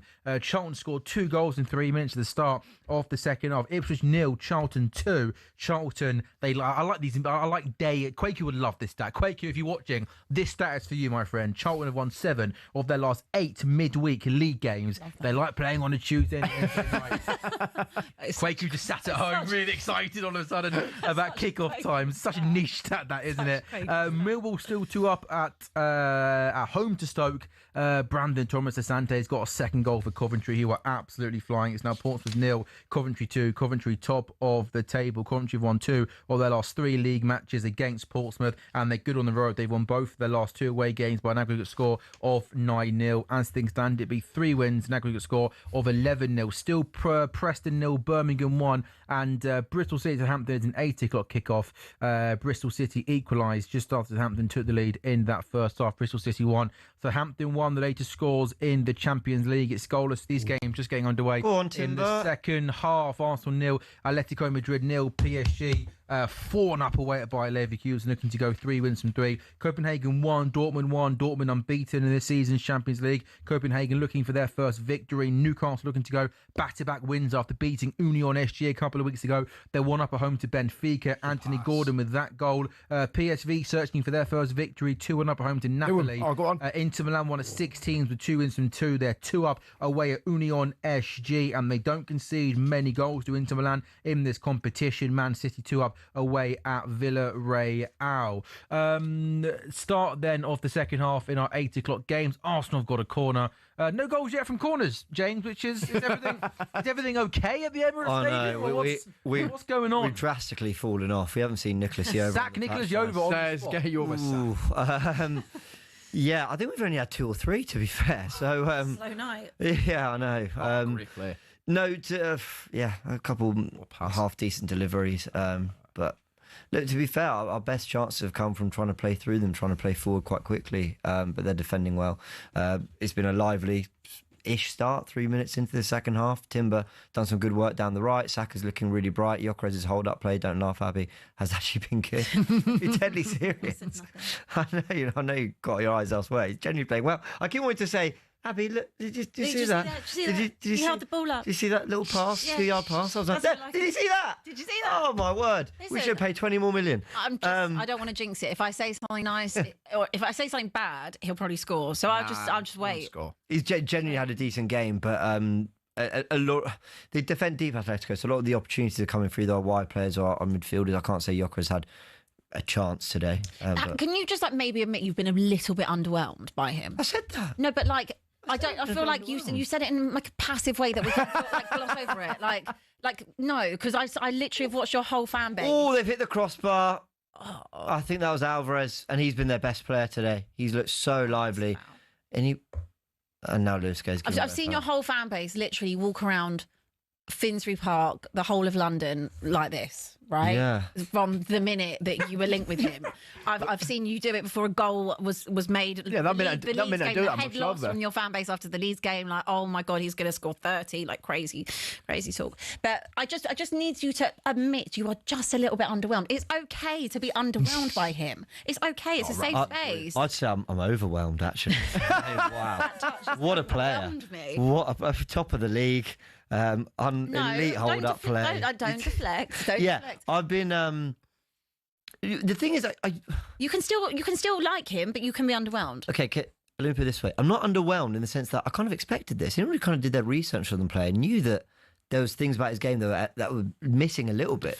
That you were looking more at the strength, the pace, the finishing, rather than the all-round game. Having said that. Would I like Arsenal to have a striker who's got a little bit more technical security and quality and creativity when he drops in? Yeah, sure. Do you think he was the right profile? Nah. Do you think someone like a Šeško would have been better for Arsenal? Are they not quite similar though? Do you think in terms? No, Šeško's got much better technique. I think Sesko, Voltemata, Ekitike are all there. Go on. More technical footballers who I think would have looked good up front for Arsenal. Why is not there, man? I think we needed someone who... Do you know what he's got? He's got this kind of relentless mentality to get shots off goal. We haven't had that. And I actually think he complements what we've got in terms of the players who are happy to play that extra pass. He wants to get shots off goal. He gets in the walls. He works extremely hard. I genuinely think in a different way, he's a decent fit for us. It's not that pretty, but... I've genuinely been more impressed than most. That's great, but you did need someone that put the ball in the back of the net in terms of a striker. So that's the only thing I'm getting at here. Yeah, I hear it. I've been way too nice to Arsenal tonight. I know. Yeah, you're all right. Yeah, honestly, I've been way too nice. I've had all my Spurs friends text me going, "What are you on about? Saying such nice things. Who are you?" So we just need to bring it back a little bit. I don't think there was a perfect fit on the market, and I think you were going to go one way with you thought guaranteed goals in Gyokeres, or at least something of an experienced goal scorer, or more of a project who might get there in a few years' time. But what were we talking about an hour ago? We have to deliver trophies. We have to win now. We don't have time to wait to see if Sesko could make it, if Voltemada after a season was the guy, if Ekitike, young. However, if someone like Kai Havertz comes and goes straight back into the side, that is disappointing. Is this a penalty? No, never. You went down and I'll give it. Gone down so easily. I'll give it though for banter. They've been doing that all night. Sorry, what were you saying? I was saying that if someone like a Kai Havertz comes back in the side and Mikel Arteta decides to put him back in, which I do genuinely think is a strong possibility, then that is disappointing, isn't it? Because you went and Kai Havertz balled out the Tottenham Hotspur Stadium in a 3-2 win. It didn't need to be about in the 2024 run. 16 wins, 1 draw, 1 defeat. Kai Havertz led the line. Had great games against Konate, Van Dijk, Romero, Van der Ven, whoever it was. That wasn't what I was saying. I was saying, is it not disappointing if Kai Havertz comes back in and you've just had all of this on your glorious strike? If Kai gets to those levels because he's pushed by the Gyokeres, by the way, he's looking quite bright in pre-season against United as well. If he comes back to those levels, pre-season, yeah, absolutely. Community Shield. Great goal against Athletic Club, may I say, off the bench in the Emirates Cup to win it for, I think, games, which we are. And he's in the... and he scored there. He scored there. He just got played in. And the goalkeeper does really, really well to come out and jump at his feet. And he got there before the goalkeeper, didn't he? Yeah. But his shot was well saved. He made a good run there. Big chance for Gyokeres. I'm telling you, Kai doesn't make those runs, by the way. That's good for Martinelli. I think it was Zubimendi who played the pass, was it? He's having a really good game. But to Abby, to actually answer your point seriously, it's a good question because I think Kai might take the shirt back. I don't care who's leading the line. I don't care if it's Erdegaard or Eze in the 10. I don't care if it's Marina and Zubimendi or Rice and Zubimendi. The squad depth is good. I actually think all these players can offer something different. If we're playing well, which I think we are, and we're leading the league, and we're getting results, and there's consistency, and I can see what these players are adding to the team. Because Kai, in that run in 2024, he did feel like an extra midfielder. He did feel like we were overwhelming teams. Anthony Give us Gordon more there of that, does I'm happy. really, really well down the left-hand side. Used really good pace and speed to get in between a couple of Benfica players. Couldn't get it shot away. Newcastle on the attack. Jacob Murphy with a shot. Another really good, dangerous, low shot, drilled hard across the goal. I'll let you guys carry on this argument in a second, but lots of goals going on in the Championship. Sheffield United turn things around away at Blackburn. They were 1-0 down, now 2-1 up. Harrison Burrows scoring that goal. Paris Saint-Germain got a 5th goal away at Bayer Leverkusen. Nuno Mendes scoring that. Bayer Leverkusen 1, PSG 5. Both sides down to 10 men. Inter Milan 3 up away at Union SG. And Charlton Athletic of a 3rd goal away at Ipswich. Ipswich 0, Charlton 3. What a season Ipswich Charlton are having back in the Championship. Nathan Jones there doing a really good job. Ipswich themselves relegated last season, struggling. As things stand, the top 6 would be Coventry, Middlesbrough, Millwall, Charlton, Stoke, Hull. I know it's very early days, but I don't think many people would have put those 6 in the top 6 when there's no Leicester City in there, there's no West Brom in there, there's no Birmingham in there, there's no Ipswich in there, no Sheffield United in there.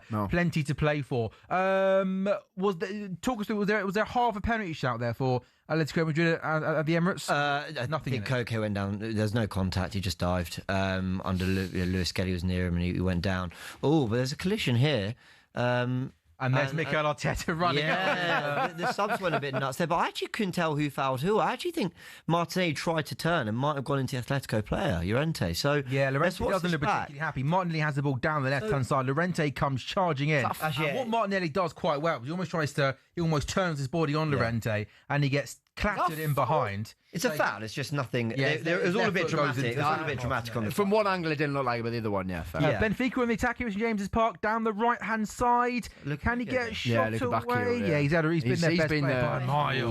And he tees it up. I'll take him having a shot from 40 yards. Yeah, every time. I mean, all of Benfica's best moments have come down that right-hand side with the Luka Bacchio. So, Man City are doing well away at Villarreal, 2 up. Newcastle 1 up at home to Benfica. PSV Eindhoven got a 3rd goal at home to Napoli. PSV 3, Napoli 1. What's going on at Napoli? Lots of people were tipping Napoli to... That's the ball! Yes! Come on! Is that Gabriel? Yeah. Oh, he's inevitable. And the set piece. What a brilliant header. Declan Rice. The set piece is also inevitable. Gabriel scored. Okay, we'll take it. James, the ball from Declan Rice. Unbelievable. From the left-hand side. He's a way out. He whips this in with so much pace. Gabriel gets clear. He beats the goalkeeper. Set piece again. Who cares? Arsenal 1 up. No, it's all right. You can't do it from open play, but it's fine. Don't worry about it. Do what you do best. Who needs a striker? All jokes aside, you can talk about Nicolas whoever all day, right? It's the ball from Declan Rice. This cross is from that kind of left half space, isn't it? And it's an in-swinger, and it's so good. It's impossible to defend. It is. It's actually ridiculous, like how good the balls into the box are from him. Pace, accuracy, and also I think because it comes in so quickly, I think it's hard for the keeper to come and collect or try and punch because you're not really sure where it's going to go. And almost Gabriel makes a good rub. He almost then can't miss, can he? Because the pace is on the ball. All he's got to do is get it on target pretty much. He gets contact. Is this a bit extreme to say? I'd argue that's impossible to defend. The ball in. What can you do? I mean, all seriousness, what can you do? Gabriel's charging like that. You can't tell the defence to be deeper.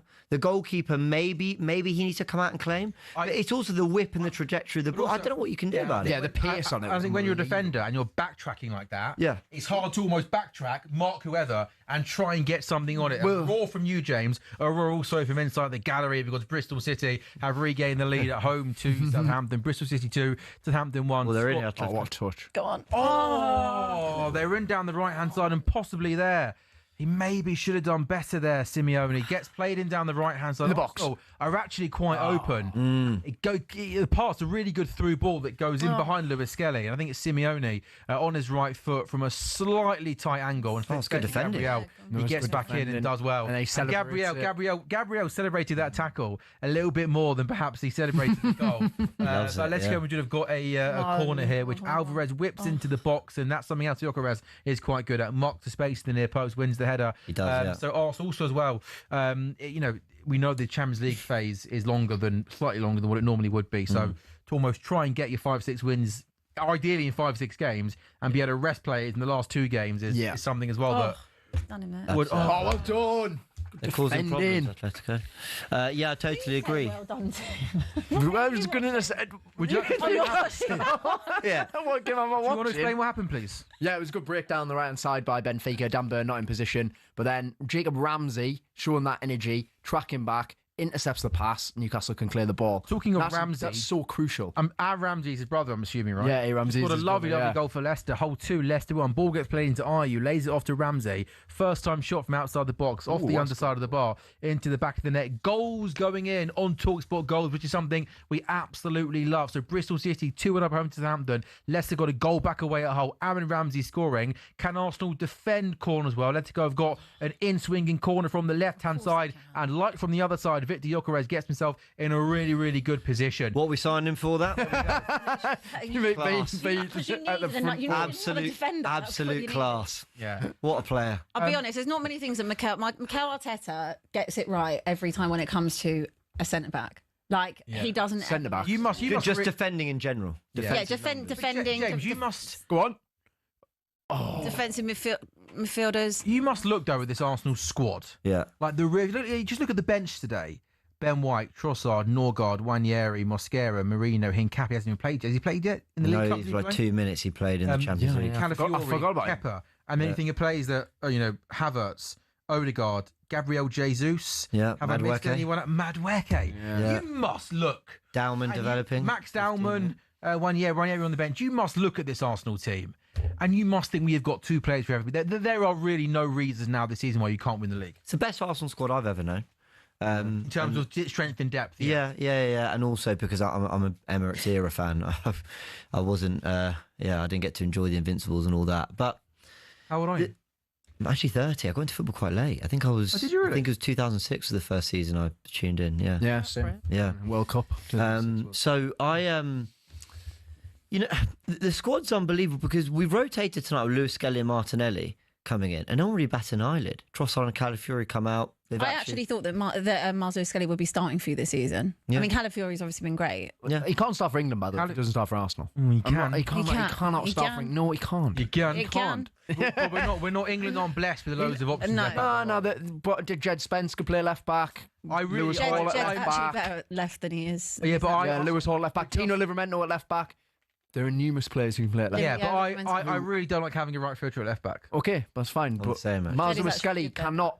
England cannot go to the World Cup and have Lewis Skelly playing at left back if he doesn't start at all this season. If he doesn't get in ahead of Calafiori, he cannot be England's starting left back. There's no way we can do that. Why? Why? Because you can't just rock up after playing. No, but he's going to barely get minutes. any- But he's going to get play minutes like throughout he's the going to play season. games like tonight. He's Isn't getting minutes, but he's getting minutes in the start. I know, but like with, I see. Chance for Atletico there, cross in from the right hand side, free header at the back post, goes across goal and just goes wide. Atletico have actually responded pretty well to going goal down. Still Arsenal 1. I think it's wishful thinking to think that Arsenal are not going to pick up injuries throughout the course of the season. Yeah.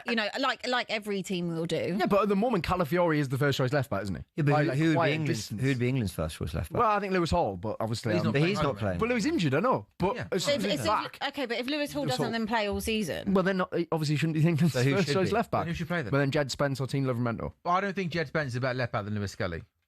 And I I'm going off that. Like I don't like having a right footer at left back. I just think I get that. Do you not often think the I same get that, but okay, but I think Jed is very, very good. no, in the sense that I think Jed's great. By the no way. one really bats an eye at the fact that he has continuously just played out position. I think he always is defensively his top draw. Penitentiary. Exactly. Yeah. I also think Lewis Skelly Defensively he's top has draw. kind of proven he can be chucked in at a level above what people think he's at and then rise to it. I mean, last season we didn't think he was going to play such a big part in our squad. Ends up a starter. Unreal against Real Madrid, both at the Emirates and in the Bernabeu. Decent game against PSG, although had his moments where you kind of realise this is the level now, Miles. But what a talented player. I think rose to and did some great things in those games. And then comes in for England, scores in his debut for them. I think he's always shown that actually he's one of those players. He's got that mentality. I think you can keep him out the team a little bit, but he comes in focused and he comes in really confident and backs himself. He doesn't need a few games to get up to speed. So I get what you're saying. You want people warm for a World Cup. For the World Cup. But I agree. If you've ideally got someone playing week in, week out, game in, game out, left back, then that's really, really good. But I think left back is an area where we're not blessed with options. And again, I'll keep repeating myself.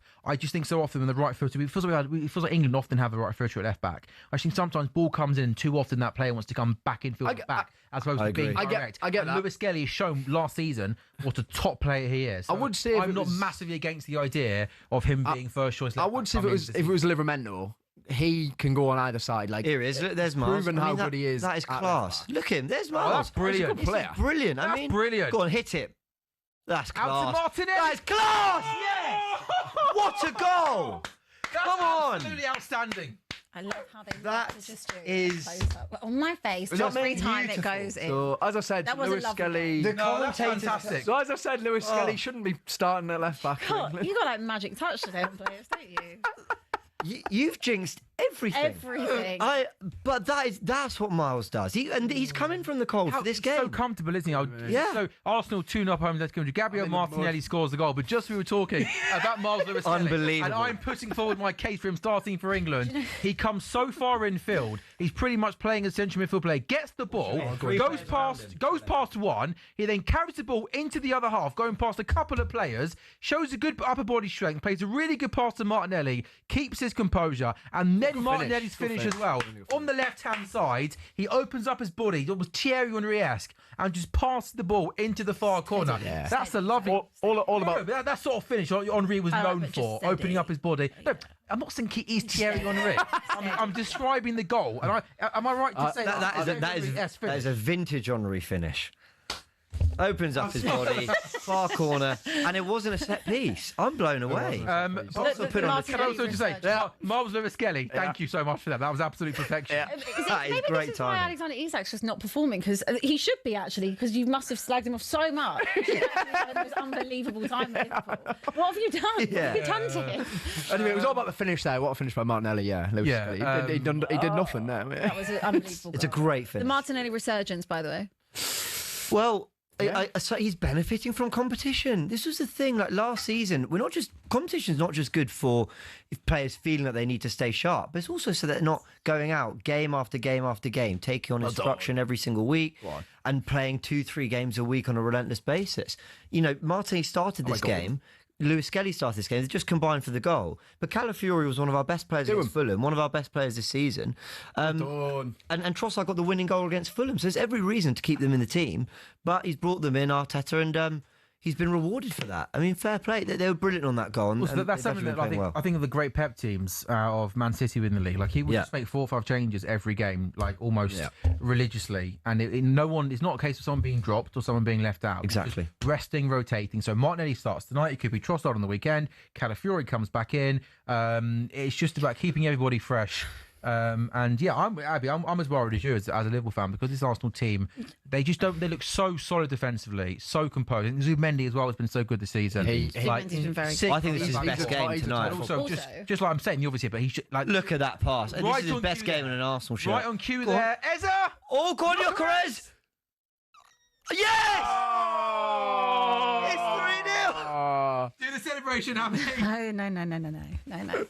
Abby, this one's Arsenal 3, and let's go. We praise Miles Lewis Skelly, gets the grace. We praise Zubimendi. Yeah. He just plays a fantastic ball with his left foot, setting an Arsenal fan behind the goal. The state of it in the country. And look, you see the Arsenal players there just pushing Gyokeres to the Arsenal fans. Go and enjoy that moment. I don't think he is, because I think there's a big slice of luck on that goal, if I'm honest. Takes a big deflection. I think so. So I think he's just sort of quite humbly going. I think it might go down.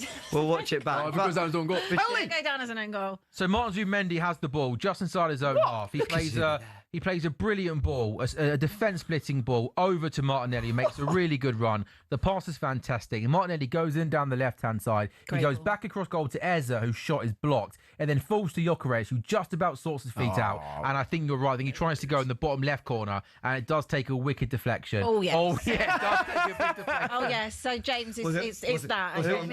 Was it on target? You just have to move it up. It was on target. I think it's on target. I think it might be on target. By the way, I would always on target. He's 6 yards out. I think it's come I back. don't know if it was. I think it might have sort of double, hit the defender back off. It's just.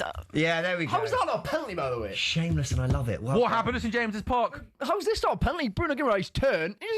No, it goes down too easy. Nah, that's a Looking for pen. that. Soft. He drags it past the That's a defender, pen. and it's one of those. He falls into the defender like that. Want to do a demonstration? Yeah. Do I need to stand up for this? Yeah, you do. Okay, fine. Yeah. So what he does is. Yeah, what is this what he does, is it, yeah? Past the defender. Yeah. And then he falls into him like that. No one can see your feet. Well, nah. Well. Looked like he tripped him, to be honest. But, Just it's scary times when it comes to Arsenal. Anyway, what about the Champions League? When you win that? No, Never I'm won sorry, it I can't before. even- Haven't won, anything the last 3 years. Reckon we'll win it. I mean, maybe. We're Everything you say tell you starts to what, happen. So you're can you not- not even put that out? Can you actually just be quiet? I beg you. By the way, Abby, I Stop have to putting say this one out. thing. Yes. Given the Arsenal starts the season, I think we probably have one of the most humble people I've ever. Oh no, James is lovely. James is. You do seem almost a bit annoyingly, boringly laid back about everything. so I mean, sorry. like, It's not the first time that's been said to him. No, I don't know. And I mean that nice way. You're a lovely guy. No, I know, I appreciate But almost it. like, Do you know why? Because he's level-headed. Yeah, Like, he's not like most Arsenal fans. no, I speak so highly about James because he is just such a level-headed, mostly normal Arsenal fan. That's very sweet. And like, it's so rare to Barnes? find. Barnes is in down the right side for See, and Newcastle, this is- inside the box. Yes! Come on! Get in there! What a Nick finish Pope that is. assist! Nick Pope assist with a long throw, 60-yard throw, in behind for Barnes, in off the bottom post. Get in! Come on! And Arsenal have a ball. And it's Gyokeres again, is it? It's Gyokeres. Hat-trick. Oh, Goals as they go in on talkSPORT goals. Newcastle 2, Benfica 0. All the cameras are panning to Nick Pope. It's a Nick Pope assist. Is it a long throw instead to Harvey Barnes? What's this? Benfica cross it in from the right-hand side. Hangs the ball into the box. Nick Pope collects it. He comes charging out. He absolutely launches it to Harvey Barnes. That is the greatest throw I've ever seen in history. That's the greatest of all time. Here's my hot take. Take Nick Pope to the Ashes. Bowling to the Aussies. An incredible long throw out What a after finish. collecting it. What a Barnes goes through. What a It's a glorious finish going across goal into the bottom corner. Victor Gyokeres he's on a hat-trick. It comes from another corner. Declan Rice in swinging corner. Wins a header at the back post. He goes back across goal. And James, that's where you want your centre forward to be. Right place, right time. Easy tap in for Gyokeres. That's it. Right place, right time. I know we joked on the first goal, take a massive deflection, but he turns and just tries to get a shot. He wants to shoot. Gabriel goal and assist, right? Yeah, what are we saying? The Declan Rice delivery is unbelievable. It's a cheat code. We need to When did he start working on this? Because he was not. When he got to West to Ham. Arsenal, pretty No, because at much. West Ham, did he ever take set pieces? At end of the Remember him 23-24 Yeah. season, he started set taking pieces. them. He did used to score quite a bit for West Ham, like in patches. I Yeah. thought, like when, Who, Declan Rice? Yeah, he definitely. I did did in feel- patches. whip on the ball. He did. He always had a good whip He on did, the but ball. Definitely I never did. saw this set piece in No, At the moment, the set piece thing. has he's been on the since best he's set been piece takers in the world. 100%. The whip, Just the whip, the delivery, ridiculous. It's It's like another level. so well drilled. And that was why it was mad at Euro 2024 when England didn't have on any set pieces. Yeah, crazy. It's like when they put Harry Kane on court. Not a single set piece he was on for. It was unbelievable. Go on, lads! Oh. We were actually having a debate. I just actually want to know your opinion on it. We were having a debate the other day about Rice or Caicedo. Right. Yeah. What's your view? Tonali. But yeah. Like, Hey, they were taken off Gabriel. Can we appreciate we're 4-0 up against? yeah, it's Yeah, I mad. know. Atletico I know. Madrid. It was 0-0 at We've half just time. taken off Gabriel. Yeah. For Mosquera and Eze. You're being Listen, 4-0. fair play, Is guys. Mikel Arteta been looking at Ruben Amorim's copybook, taking off centre backs now? You never. But look, Yeah, I honestly, think look, so. this is the great place you can be after. You can be Good four. see, Ethan. Gabriel and Eze come off. Mosquera and Wanyeri come on. It's a nice place to be. Caicedo or Rice? Yeah. How do you see that? I mean, I guess they're playing They are slightly different positions, Yes. don't they? I'm gonna really fit the trend of boring, humble Arsenal fan and say this, okay? I just think they're different players. And I know, That's boring, mate. I know. Okay, if I'm talking a lone six, I want Caicedo receiving the ball off my defenders, progressing the play. But Rice's ability, look at the burner, by the way, he's driving the team up the pitch. His ability to recover and tackle. I think defensively, Rice is the better player. His set pieces, what he does in the final third, I think is more effective, though. Caicedo's got a brilliant pass and strike on him too. They are both world-class players. They are. I think Declan Rice in the last year has added so much to his game from a defensive point of view. And I remember when he played at West Ham as the lone six, he was so good at breaking up play and starting attack. So, and he's still good at that. I maybe just edged Declan Rice, but I mean Caicedo as well. Caicedo's form the last year for Chelsea has been phenomenal. But I went with Declan Rice. Oh, you remember the Rice? I wonder. I think Abby's becoming a secret Arsenal fan. I'm definitely not. I just genuinely think I've become. I've just seen a clip on talkSPORT's Instagram of you being really nice. I don't even know what has been. You've been more nice to Arsenal tonight than James has, by the way. And I've been quite nice. You've been really nice. Honestly, do you know what? She's just scared of what might happen come the end. No, I genuinely have a lot of fear is growing. Fear is growing. He's grown. We are 4-0 up against Atletico Madrid. Yeah, Atletico and it was 0-0 at half-time as well. Season, no, do you want to read the stat? Go on then. Having a great way from home. They've never really been good against English clubs, so like I'm not. I've got the stat there as well.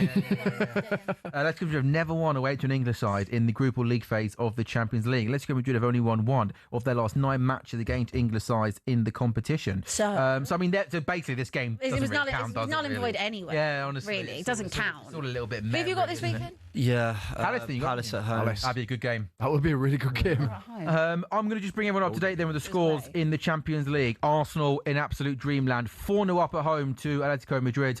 Victor Gyokeres, a brave Victor Gyokeres. I mean, the first one was going on target, wasn't it? Despite taking a massive deflection. Arsenal set to go 9 from 9 in the Champions League. For Newcastle goes over from close range. PSG have scored a 6th goal away at Bayer Leverkusen. Bayer Leverkusen 2, Paris Saint-Germain 6, and there's still 20 minutes to go in that game. Dembele scoring the 6th goal for the defending champions. Borussia Dortmund have retaken the lead away at Copenhagen. Copenhagen 1, Dortmund 2. Dortmund unbeaten in their first 2 games. Newcastle 2 up at home to Benfica. PSV 3-1 up at home to Napoli. Inter Milan are absolutely flying away at Union SG. They're 4-0 up now and look set to be another team to go 3 from 3 in this season's Champions League. We haven't really spoke about Man City, have we, in the last sort of half an hour or so, but they're still 2 up away at Villarreal, and it looks almost a little bit like a training session. Nearly a 3rd goal for Newcastle. A long ball launched into the box. Joe Linton gets his head on it, just goes wide. And in the Championship, these games are about to come to an end. What an evening it could be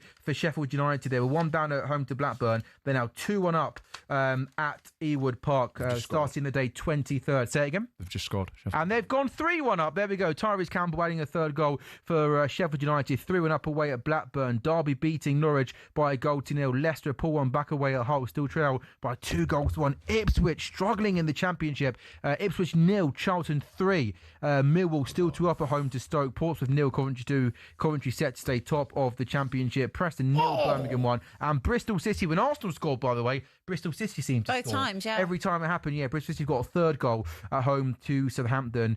Twine with 2 in the space of 8 minutes. Bristol City 3, Southampton 1. Will still, if he's under a bit of pressure, having a really, really he probably is, isn't he, to be honest? I mean, it's a weird one, isn't it? Like, obviously so highly rated in France. You feel like the Southampton job's a good job for him in the sense of where they were coming down into the Championship. I mean, it couldn't have got any worse, I guess, is probably the view, given Russell Martin was manager before. It can.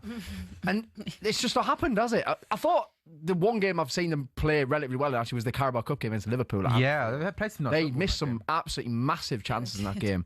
But I don't know if it's maybe the expectation to dominate the games, have all the possession, but for whatever reason, it's not happening for him at the moment. And it'd be sad to see, I guess, a highly rated young English coach get. Well, let's hope he gets given the time. To it doesn't feel like it's going to end well at some time, does it? James, the first goal took a big deflection. The second goal was a tap in. But we know with centre forward, so much of it is down to just confidence and these 2 goals for Gyokeres. You got now hope is the start of a little bit more consistency. And certainly the second goal, right place, right time, in the right area, and that's not every goal can be a 25-yard screamer. And that's why I was weirdly encouraged by what he was doing against Fulham, because I know it wasn't all coming off and I know that his finishing wasn't there, but he was getting in the right areas and he was looking somewhat a threat. And I know by the end of it you're sort of going, he should have scored, he should have done better. But I'm telling you, the amount of times I've watched this Arsenal team, even under Arteta, and gone, wait, where's our striker? Here he is making runs in channels and just being a nuisance. I know, and you look at that passage of play there, he hasn't come away with the ball. But it's just little things like that where he's just a bit of a hassle. And it sounds silly, but we didn't have that before. Kai Havertz would drop deep, get involved, be a part of the build-up. But I like that we've got something different to, if you pardon the pun, our Arsenal this season. Yeah, look, right place. I know it's a poor one. Yeah, I think we all basically be bothered to laugh at that one. Could we? All a bit like, not sure. I'm not sure that's getting a laugh. Yeah, it's a polite chuckle. I thought you deserved it. A polite chuckle. I think it's my first day, a little laugh. It's okay. No. A cheap birthday. We're not a comedy show. No, you got to earn it. Fair enough. I think right place, right time. And sometimes the ball just bounces off you, and that's what happened there with that fourth goal. The second one again, just shoot. You never know. So yeah, I'm happy for him. And look, all jokes aside, his hold-up play has actually been really good tonight. It's been bouncing off him nicely into players who've been getting around him. He's taken a touch when he's had to. He's laid it off first time. He's been doing his aerial battles and coming out with some degree of success. I've liked what I've seen from him today. So fair play to him. Jack, I mean for Newcastle as well. Oh, what a turn that is. Yeah, sorry. I guess winning away at Union SG was probably probably expected to win that game. Maybe even this Benfica game.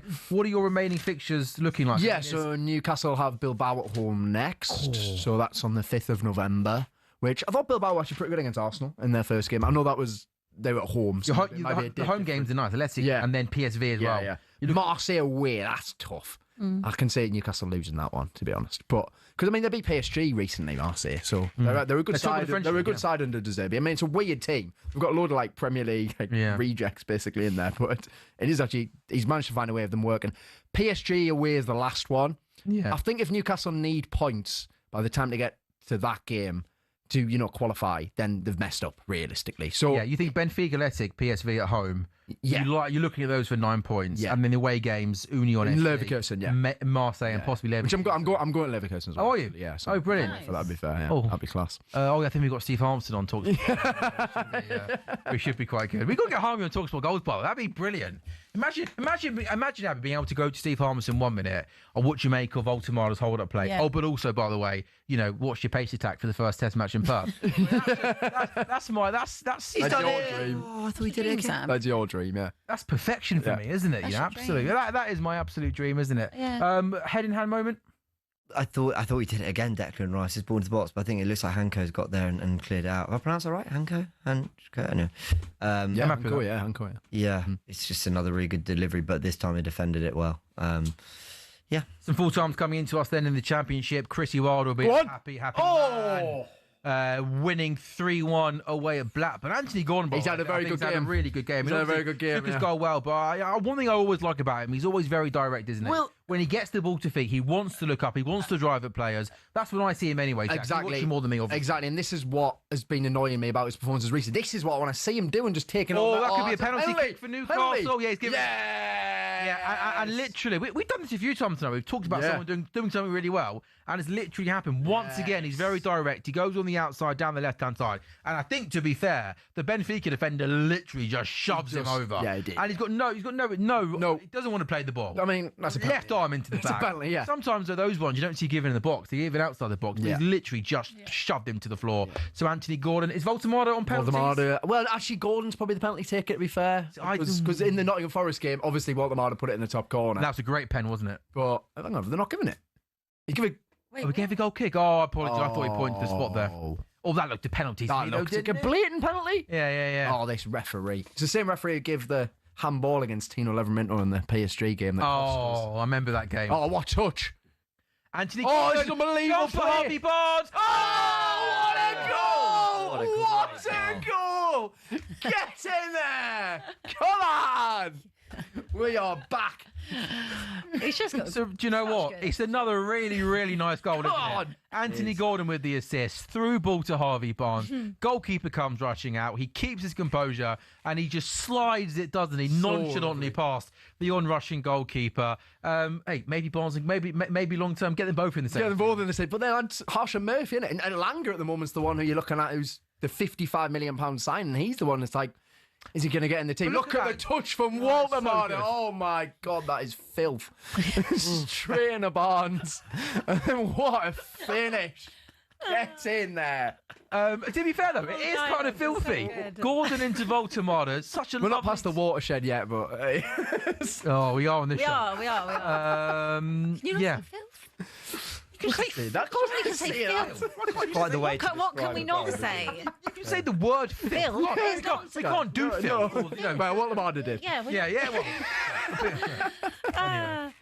Just the whole way you described that whole thing was just wonderful in the most Geordie accent ever as well. You should take my job, How really, really by the way. good. Yeah. I actually love your happiness, Jack. It's like so the way you infectious. enjoy your team. Fair play. Saka's I in. wish I felt the same. Ooh. We're playing Tottenham. We're playing Tottenham next week, aren't we? Carabao Cup. Oh, yeah, this time next week. Wednesday. Yeah. Wednesday. The Jack Summers derby. Also, by the way, Saka shouldn't be on the pitch right now, by the way. No, take him off. Like, take him off. When we score the third goal, fourth goal, 4-0 up. just I'm like, Saka's the sort of player where, like, I'm just scared for you guys now. If I'm an Arsenal fan, that he's going to just, like, injure him. So, like, just take him off now. And He does overplay him. He does overplay Like, him. now, like, he doesn't need to be running. Doesn't need to be on the pitch, does he? Literally.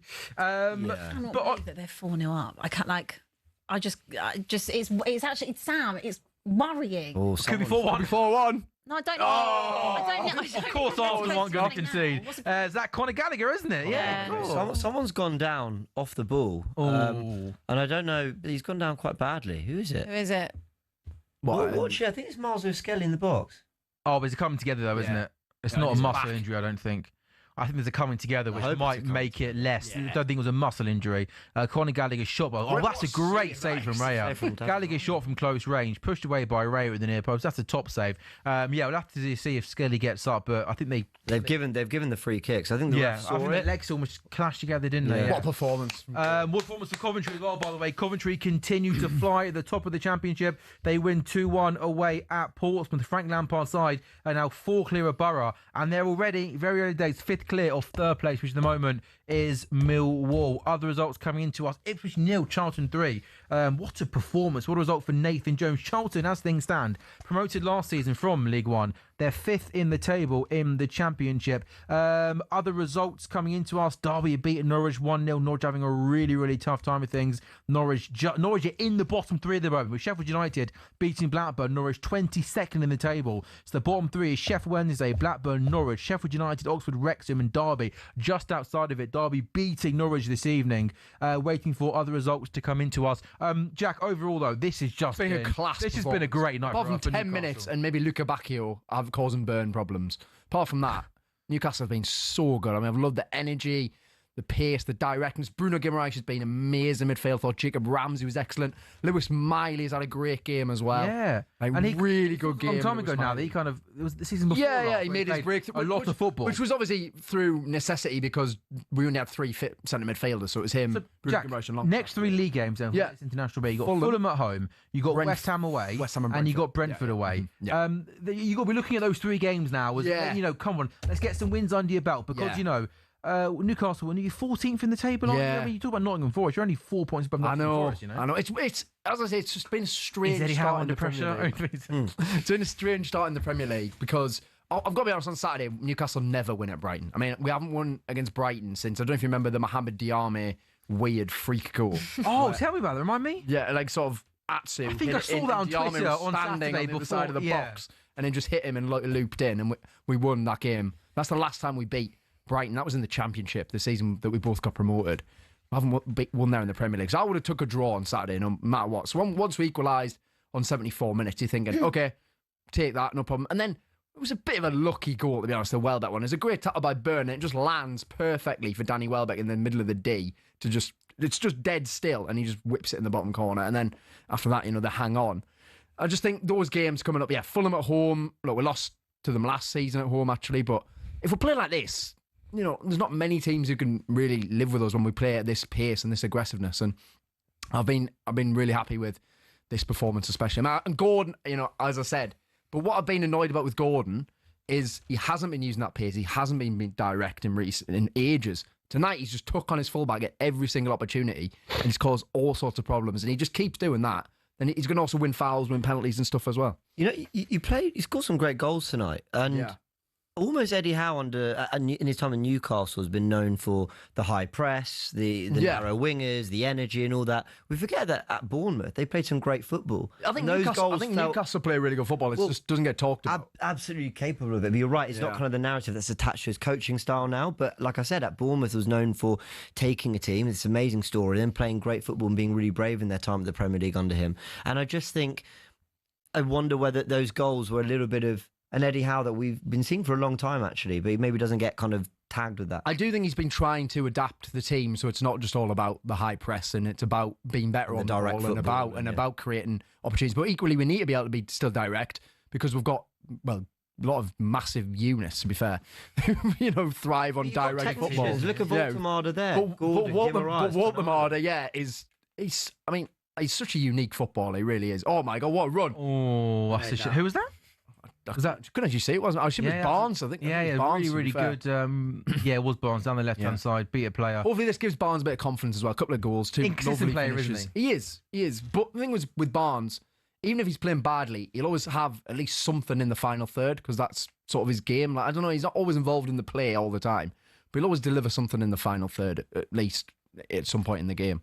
So I hope this gives him a bit of confidence, and we're going to see Willock for a bit. Yeah, Joe Willock's come on for the last couple of minutes. Dortmund have a fourth goal away at Copenhagen, 4-1 up. Napoli did pull a goal back away at PSV. Scott McTominay with the second result of the evening, but then PSV has got a fifth goal. PSV, Napoli, Conte's team conceding 5. 5 away from home. PSV 5, Napoli 2. They did go down to 10 men in the 76th minute, and by that time, 3 of the goals. Tonight. Say again. They have McTominay. Yeah, Scott McTominay's playing. Scott McTominay's playing. But just in there, the images at Fratton Park, Frank Lampard going over to the travelling Coventry fans. He must be out. Fair play to Frank Lampard, because some people may be writing him off. I'll hold my hands up. He's doing a great job at Coventry. So all the full times down the Championship: Sheffield United 3-1 winners at Blackburn, Derby 1, Norwich 0, Hull 2, Leicester 1, Charlton 3-0 winners at Ipswich. Oh, what cross! Millwall 2, Stoke 0, Coventry 2, Portsmouth 1, Birmingham 1, 1-0 at Preston. And has Joe Willock just come on and just literally missed from a yard out? I think it might be harder than it looks. Yeah, maybe. I think he's a bit it's just past the far post, isn't he? You know what? I think we're being generous. He should score. Given that it comes in with pace, he should score, and it bounces in front of him. But he's also 2 yards out. He should score. And probably should score. He should score. But it's all right. We're 3-0 up. It's fine. Yeah, when you're 3-0 up, and also, how often do you see in the second half of a game of football 2 minutes of time? Yeah, I know. Not too often. Yeah. Newcastle nearly there. Arsenal nearly there as well. Overall, then, James, this has been a good Arsenal performance. Although some people say, set piece FC. I mean, but just play some good football tonight, scored some nice goals tonight. I think it's been a terrific performance. I mean, 4-0 against Atletico Madrid, and at half-time we were saying that there was a 15-minute patch where we didn't quite really have control of the game, but we were still talking about Lewis Skelly dragging a shot wide. We were talking about Eze's shot, which took a deflection off the crossbar. Oh! Joel Linton with a shot from 25 yards out, which was pushed over the bar. That was slightly unnecessary. No? That would have been a great goal. No, what are you on about? Honestly, that'd have been unbelievable. That would have been a class goal. 4-0 up in the Champions League game. Honestly, they were the Championship 7 years ago. I don't think it warranted so much of an. Didn't warrant it. Well, you're wrong. Oh, Jack, can we have you every week, mate? It's so nice. What a nice partnership you two are. It's very different, aren't they, in their mannerisms, the way they conduct themselves. It's like chalk and cheese, isn't it? You've got the hyperactive kid over here, sort of the more mature dad just looking down on him, like, what on earth do you do? I like to think we complement one another. There we go. Oh, nearly again. It's unbelievable. What happened, Jack? Burn nearly scored from 30 yards. That would have warranted it. That would have warranted it. Absolutely, that one would have. Newcastle were pushing it for a fourth goal.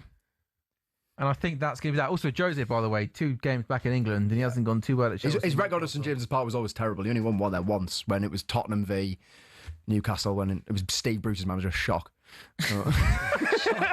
He's still scarred by the Steve Bruce days. Yes.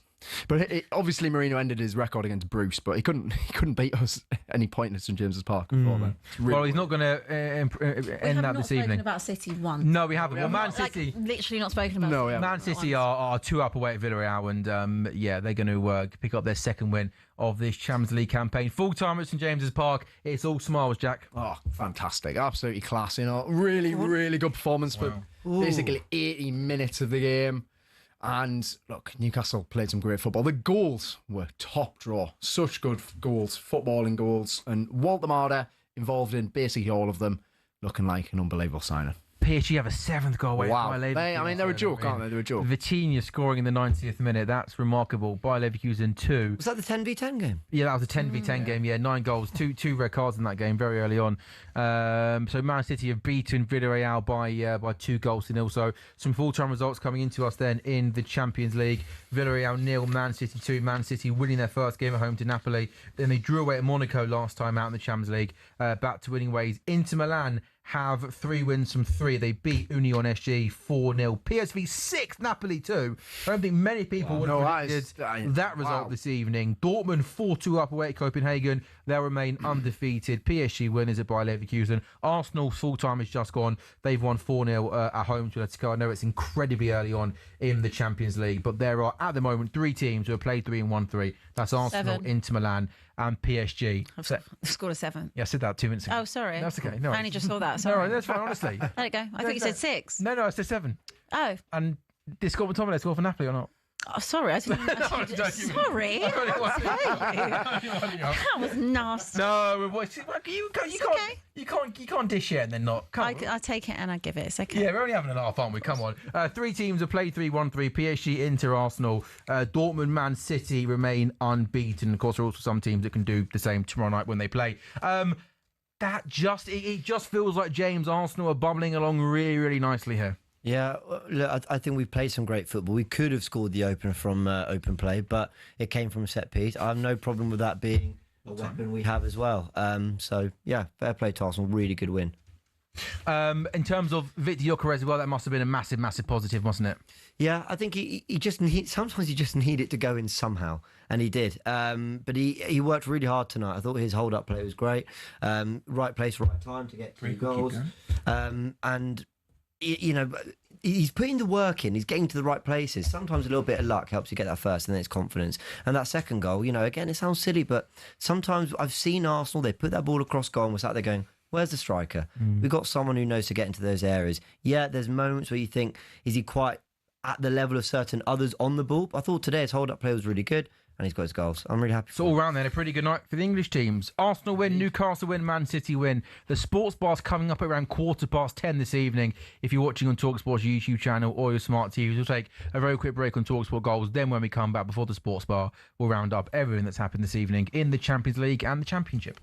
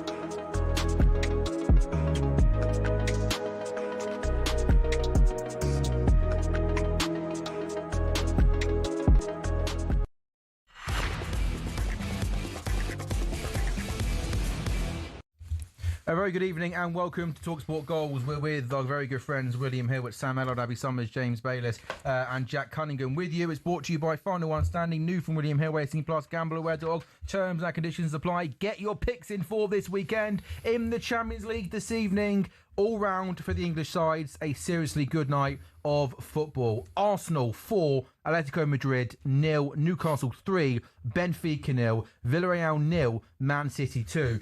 James, you're a very, very happy Arsenal fan. When you look at what this Arsenal team are producing, especially, I only scored 4 goals tonight, but defensively looking so solid. All the talks about the Premier League, and you obviously, but when you look at your chances in the Champions League, do you also think, hey, we got a chance there as well? I've got to be honest. If you'd asked me this 2 hours ago, I would have been iffy. But I do. You look at that performance and you think that's the 3rd clean sheet in the Champions League. We've come up against an Atletico. I know they're not the Atletico of old, but sometimes what we talk about European heritage, kind of knowing how to do it in the big nights. I mean, this Atletico team were 2-0 down at Anfield only a month ago and pulled it back to 2-2. Smashed Real Madrid recently as well, by the way. We smashed Real Madrid. You're right, back in April. And when you look at that, two-legged football, I think, might lean towards those sides that are tighter at the back, that have someone who can nick a goal, and maybe the margins can fall in your favour a little bit more. Getting to the semi-final last season was no fluke. I think we performed brilliantly through the league phase up until even the semi-final. We lost to PSG, and it was 3-1 aggregate. I think we gave it a decent go, especially in that second leg away from home. Genuinely, tonight's first time I've actually looked and gone, I think we could, I think we've got the ingredients for it. But I do think City and Haaland have done it. Liverpool, okay, they're going through some problems, but their heritage in this competition is something. Real Madrid, you never rule out. PSG have just scored 7 at Leverkusen. So I wouldn't sit here and go, yeah, we're going to do it, that's it. But there's a first for everything, and I think we've got a good chance, genuinely. What do you reckon, Jack? We've got a chance. I just think PSG and Barcelona have more in the attacking positions. And as much as the defence will be crucial, I think in those games... We saw, to be fair, in the game against PSG in the semi-final, ultimately their quality in the final third told the difference. I mean, Fabian Ruiz scores that absolute worldie, doesn't he, in the away leg at the Parc de France. And then it was Hakimi scored the other one. Yeah. So I just think they've got goals all over the pitch. Arsenal do have goals over the pitch, but it's kind of from set piece. I feel like PSG can score from any situation, any scenario. They've now done it. I think they're going to be more hungry to do it again because their team's so young. It's quite. I think Marquinhos is the oldest player in the team. How many teams retain it though? Yeah, it's not easy. Yeah, no, it's not easy. And then that's why and equally that's why Barcelona come into it a little bit more for me as well. I think Arsenal are stronger than Barcelona. You think they're stronger than Barcelona? Well, defensively, yeah. Barca concede a lot of goals. I think Arsenal all round are a better team. Barca do concede a lot. They concede a lot of goals. But Arsenal 1 to 11. I think in particular that back five. Well, yeah, I suppose Barcelona have Chesney in goal, but is it 3 from Russian goalkeeper? I think it's 3 goals, isn't it? In all competition for seed of the season. Yes. Is that? I mean, we're nearly in November, aren't we? Which is. It's absolutely remarkable. You can see the 3 goals in the league. And you kept 3 clean sheets in all of your Champions League games. Look, one thing I would say, I think I take on board everything you've just said there about the quality of the other team. Yeah. The PSG firepower was amazing. The midfield 3. Yeah. You can never rule out Real Madrid and teams like that. But one thing I'm confident of saying is I think Arsenal have got as good a chance as any. I think that back 5 are looking absolutely mustard, absolutely rock solid, not conceding goals. We know, as we spoke about earlier on in the show, they've improved their team. They've got much, much better strength in depth now. Someone like a Saka, thing's having a great season. Mendy's looked really, really good. Players like Odegaard to come back in. Of course, Gyokeres is contributing a lot to the team. If he can start being a bit more clinical in front of goal, making things happen there. When we're talking about the 3-4 favourites, they're in there. Arsenal, but they are right up there with your PSGs and Bayern Munich. Are they above Liverpool for you? Well, I think right now, given that we're looking at a shadow of a team of last season, I'll say, sitting here right now, Arsenal looking a better all-round team than us right now. I think we are going to get better, and I think we're going to be. I think we still can challenge and compete because we're going to improve. But it's a long season, lads. It's a very long season. But again, I just worry about Bayern Munich defensively. They've won every game. Big moments. They've looked brilliant though. They've won every game. And you talk about the firepower going forward. I was actually Kane is just ridiculous. And Kane and Haaland are 2, and Isak at Liverpool if he clicks. I look at that and I go, sometimes it is that Mbappe in that conversation as 9. well? Mbappe, Real Madrid. Sometimes it is that 9 or that star player in the final third. And look, I think Saka is unbelievable. I love him to bits. But I've just mentioned a load of players who have done it in this competition, and if not won it, certainly put up incredible numbers. That's my only concern, like in those really tight games, the semi-finals and things like that. But we'll look a lot better than last season. We had Marino up front, and that was a semi-final. I think we gave it a good go against PSG. So I fancy our chances to maybe surprise. If you could only win one, Premier League or Champions League, what would you rather? Champions League. Yeah. Okay. Yeah. But the one, and then every other season I'd say the Premier League. No, you only get one. No. Don't So get what I'm greedy. saying, this season now Champions League. But I think we need that Champions League because I am sick of. Because you've got no European heritage. That's why. We're rounding up, I think. No, just 7.5 minutes, it's mate. true though, isn't Oh, it? okay. Fact. Fine. Fact. Yeah. Yeah. Because Chelsea wanted fans to hear have you way too much fun with it. But Spurs have more European heritage than you. Anyway, I can't really argue with that, can we? Can't argue with it. It's true. end, I like Thank you. Yeah. Anymore. They might have won the game. You'll get that last. I'll win them Get the all. last dig in. Yeah. Leave one in, yeah. Is there anything stopping this Arsenal team though this season? Is it anything you've seen that you don't like? Or is it just that question of, they've come so close in recent years and haven't been able to get over the line, whether you can go the extra mile?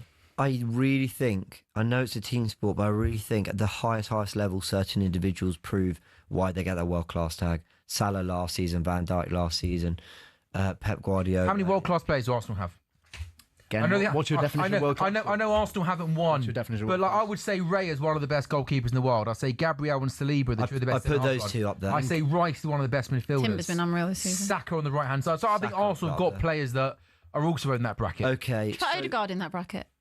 No. Probably not no, last- but I not on- was not close next to it a last couple of season. years ago. Yeah, that's fair. I agree with You that. know, okay, is it silly to say there's world class and then there's a level just above that that's saved for Haaland and Mbappe and Salah from last season? Kane. We don't. Yeah, I'll give you that. Yeah, You don't have a player in. we don't have that. And or Pep Guardiola. I'm talking like that inevitable player or manager or something. But the challenge for these players to write themselves into those history books and become that, because could Arteta one day, could Saka one day, could Declan Rice one day, who's taken West Ham to European glory as well, could. I think if Arsenal lift one of the big ones, there are conversations around Saliba and Gabriel as one of the best partnerships that I can remember. In Premier League history. One of Premier League history. But I think they're entering that conversation now. I mean, they're consistent. they have to win it. They have to win Yeah, it. they have to win it. But Yeah. you're talking They have to Vidic, win it. Ferdinand, you're talking Terry Carvalho, you're talking. But if they, in terms of also in this modern game, playing such a high line, look, and that's a very big thing to say. But I just think they're kind of one, a bit like with a lot of these players and with Arteta, they're one major trophy away from some really serious conversations around those players. But they have to get over the line, because until you do, people You're always the nearly man. Well, no, but people use the word mentality a lot, don't they? Yeah. And often, I remember, I think it was 2 years ago when Madrid won it. I promise you, I watched Madrid play. Yeah, they were- At the yeah, start of they the were- time. they were useless. I didn't see them play well once, and Yeah. yet they beat In the- Dortmund at Wembley. And I think you in the think, okay, fi- there we go. They I won think another in- Champions I League. You're think- like, how did they do it? Even in the final, the first 45 minutes, Dortmund could have been Dortmund 3-0, were all couldn't over they? them. Yeah. All over them. But they just couldn't get the goal, and it just felt inevitable. I also think it's how you knowing how to win something Yeah. like that.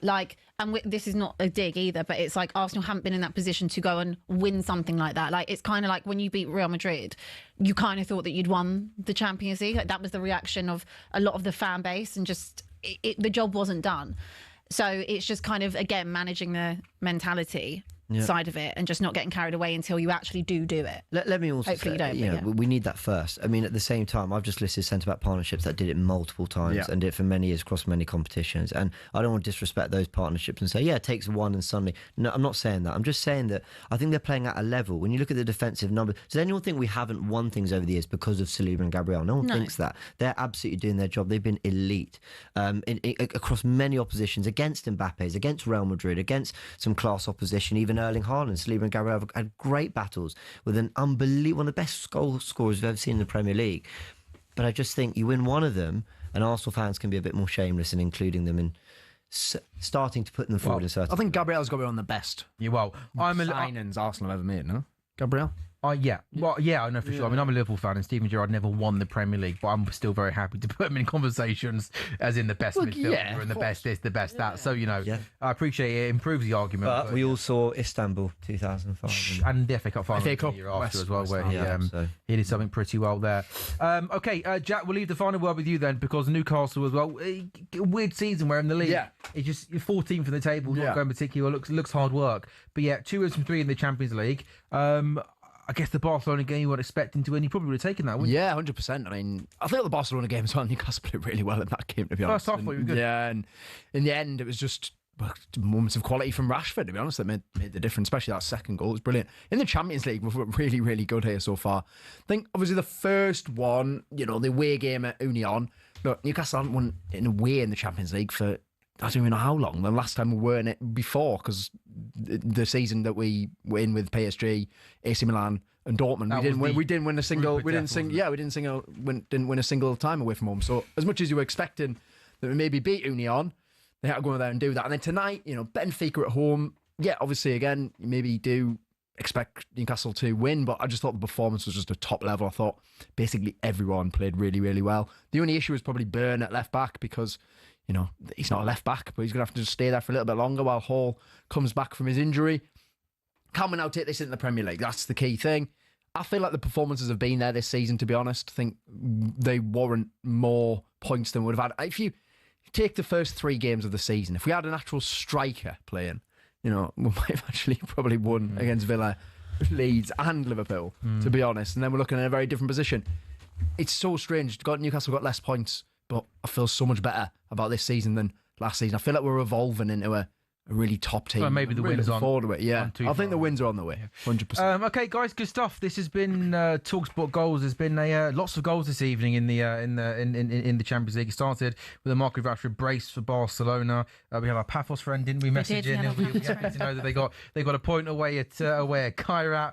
Arsenal 4, Atletico 0. The defending champions PSG go to Leverkusen and score 7. So they score 7. You can get half of those goals, can't you? When you go there. Dortmund remain unbeaten, winning 4-2 at Copenhagen. What a night for Newcastle. 3-0 winners against Benfica. The shock result, though, PSV 6, Napoli 2. What on earth happened there? Nice. Over in Holland, Inter Milan 3 wins from 3, winning at Union SG, and Man City winning at Villarreal. In the Championship, really all the talk is about one team and one man. Frank Lampard and Coventry. They win again this evening. They've scored 31 goals in the Championship. The team who have scored the second highest have got 19 goals. They've already got 12 more goals than the next best placed team in the Championship. Coventry now 4 points clear of Borough, who play tomorrow evening. The rest of the top 6 made up of Millwall, Bristol City, Charlton, who all won this evening, and Stoke are 6th. They lost away at Millwall.